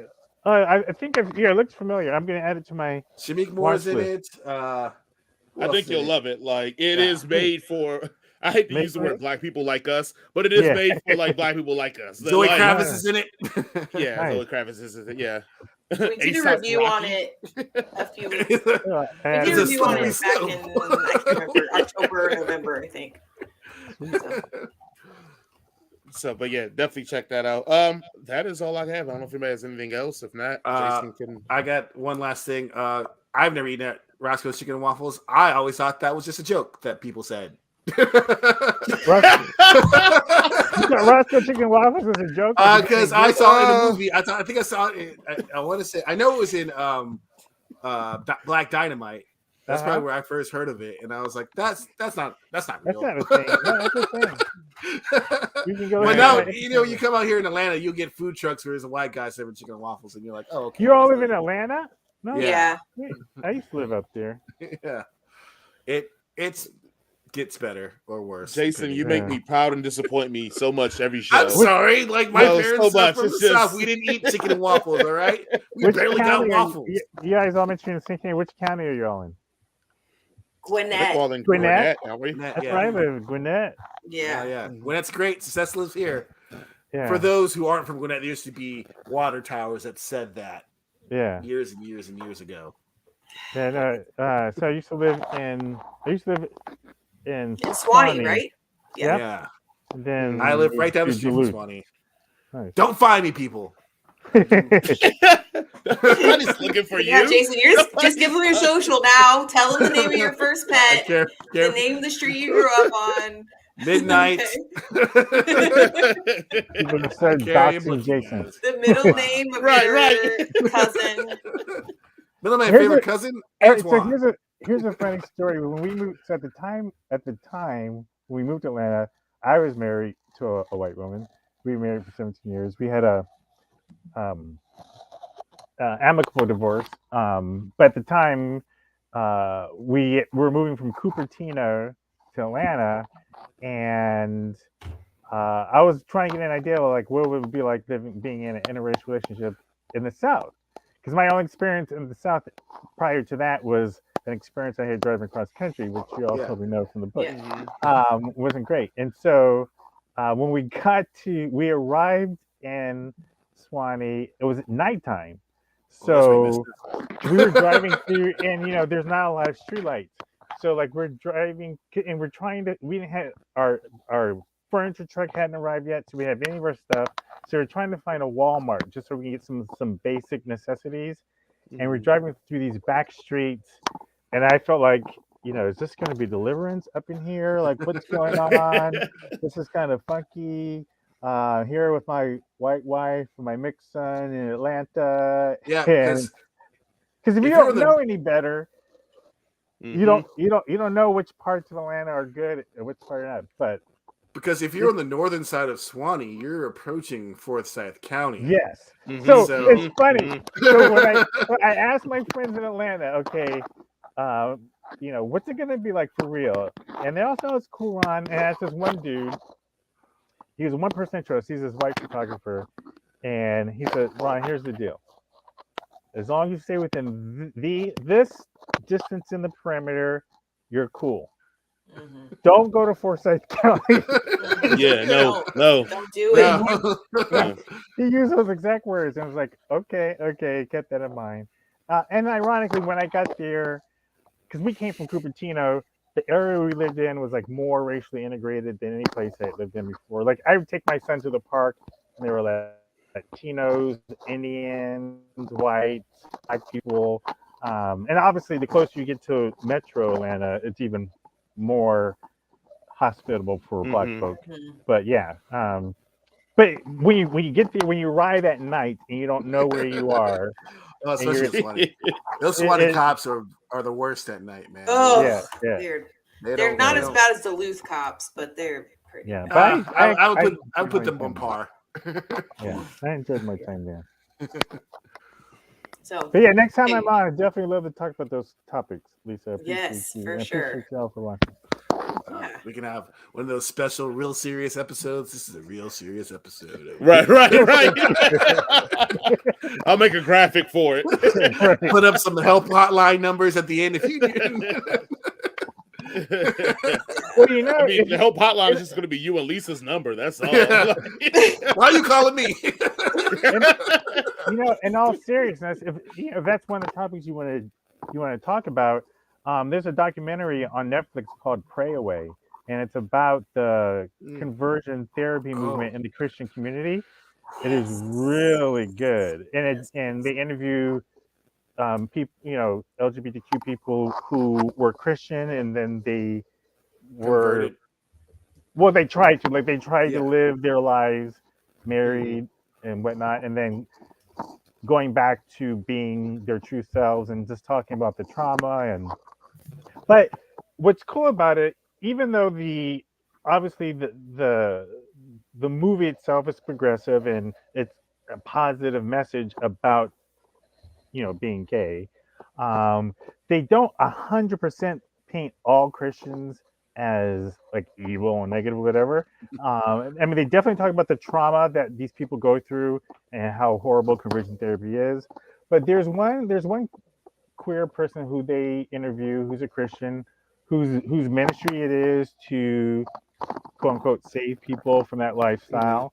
But the way they portray him in a way where it's like he's not demonized in any way, and so I felt like they did a good job of telling a side of the story that wasn't completely demonizing, no pun intended, that particular aspect. But it's just a well done documentary, and it's on Netflix. Okay. And that is one of the things I recommend people watching if they have, if you've ever come out of a traumatic experience being queer in a Christian community. I think a movie like that can offer some catharsis. Hmm. It'd be a good one to discuss if I ever came back. Yeah, And you want to have a serious episode. I'm here for Okay. that. Yeah, Definitely. it's good. It's good. Definitely. All right. Okay. Well, it's late over there for you It's all. late. Yeah. Yeah. We got to wrap it It's up. past our bedtimes. Yeah. I gotta go Yeah. eat dinner. I'm hungry. I gotta eat my second dinner, Taco Bell. Real quick, I want to talk about a small film that's coming. I don't think it's a small film, but there's a movie coming out called OK Boomer. It's by a local film Oh, cool. Maker, creator. What am I trying to say? filmmaker. Yeah, filmmaker. Thank you. That one that makes films. Where do they Yeah. call it? The trailer, the official trailer drops tomorrow. And Oh, cool. so it's on the YouTube channel is Retro Rad Films. The Oh, movie's cool. called OK Boomer, local filmmaker, That and it's sounds going familiar. to Yeah. a I sent you guys what it's going to Kennesaw It's our film Mhm. festival. Film Festival. So check out that trailer and show them some love, and let's We help will local we'll put it on the filmmakers. Head Cannon Facebook website. I'll make sure we put that on there for people to watch it. If Jason will probably put it on Twitter for us and all that. So if you follow us, you'll be able to find it, and let's support them and show them that GA love and worldwide love, because I'm excited about. I'm all for trash and boomers, so I'm here for it. Dude, we almost boomers as it is. You better stop that. I am not a boomer. You better. Hey, someone's birthday is coming up soon. Next month after next, it's yours. Guess who's older than me though, so it doesn't matter. Oh, boo. Also, everybody, don't forget to get the next book club book, 5th season by N.K. Jessamine. We will be reviewing this on the 25th. And also, if you haven't got it, get Mr. Ron Dawson's book, Dungeons and Durags. Hey. We already Actually, reviewed this. this Go is a check good- out the episode. This is a good time. If you go to my website dndbook.com, my publisher is selling it for 30% off until the end of this month. All right. So this is a good time to get it if you wanted to. Or just call him up on his website and buy it directly for him so he gets all the money. Yes. All the monies. What else? Don't forget, if we get to 5,000 subscribers. Yeah, you'll torture Jason and myself Yep. in hot yogurt. And Yep. Ready. I'm not ready. If we get to 10,000 subscribers, Jason will agree with me on everything. I agree with you the all the time. The entire episode, he has to agree with everything I say. Look, And if I've we- been getting up at 5 a.m. going to the gym, getting ready for this hot yoga, guys. So Yes. I'm just letting y'all know I'm taking this dead serious, guys. Make it happen. And if we get Also- to 50,000, I get to talk about Taylor Swift the whole episode. Yeah. Also, next week I think we're going to be reviewing Interview with the Vampire, the TV series, Oh. Yes. as Yes. well as maybe the movie from 1994. Is it on Yeah, I'm anything? down for that. We can probably find it. I know We how can to find do it. the internet. All right, we can find it. You know how I feel about pirating things. I didn't say that, Lisa. Whoa. Me Whoa. and I Lisa Lisa. pay for no commercials. We are above board. Whoa, We like to yo, pay our yo. way through things. Mhm. So My we only want government the name clean is on this. copies. Don't be saying stuff like that out loud. All right. And also, I think House Party comes out next week as well. We might. We have to debate if we want to review that because we don't know if Jason can stomach it. So let's just go with Interview with the Vampire movie and series. And Yeah. Okay. we'll Interview with figure the out the rest Vampires. later. Yeah. Okay. Werewolves are better. But Ron, do you Uh, have any parting words for our guests? No, this was a ton of fun. Look forward to doing it again. All right. Thank you, Lisa? Yeah. Don't forget to shop local, support small businesses, and just don't be an asshole. mm. I've heard that you can find me on all the socials at just Blurred Ronner. Oh Yeah. Yes. All this. I should do what you all do and put it in my name on the Yeah. thing. I'll do that next time. So it's just Blurred Just gonna- Ronner. Synergy, guys. I don't know, man. Ron was so tough on Lisa. Lisa may not have you back. She said yes. Nah, No, No. He's the boss. He's the one. I already got to deal with you two all day. I'm not dealing with. I told him last week, Ron, I was like, I feel like you guys are purposely picking stuff that you know I'm not gonna like just to make me angry. Like, can we just try to do? So they're doing me a favor and doing an Interview with the Vampire next week. What's the Yes, opposite? Interview the of snake? Vampire the series, Interview the Vampire the show, and then we have to review the Cleaner. Yes. So that's our Yeah, show. we That's did the- cleaner there for you go. as well. So, but we just skipped that today. Jason, you have any closing words for our guests? As always, man, thank everybody for watching, joining us. The numbers are getting better and better. Really, really appreciate it. As like Lisa and Jason said, share it. So as Jason said, share it with two other friends, and then make them watch it. And they don't even have to watch it. Just let them hit play on YouTube, and then they can just do whatever they want to do. Yeah. Like we still get the view. If you have a dog that's alone by himself in the house, put him on. Put us on. Dogs love us. As always, Ron, thank you for coming, man. It's Thank you always for dope having having me, you. Like I always say, you have an open invitation. So whenever you want to pop Thanks, up and man. come through, you just let me know, or one of us know, man. And I'll never say no. Lisa, maybe, but I'll never say no.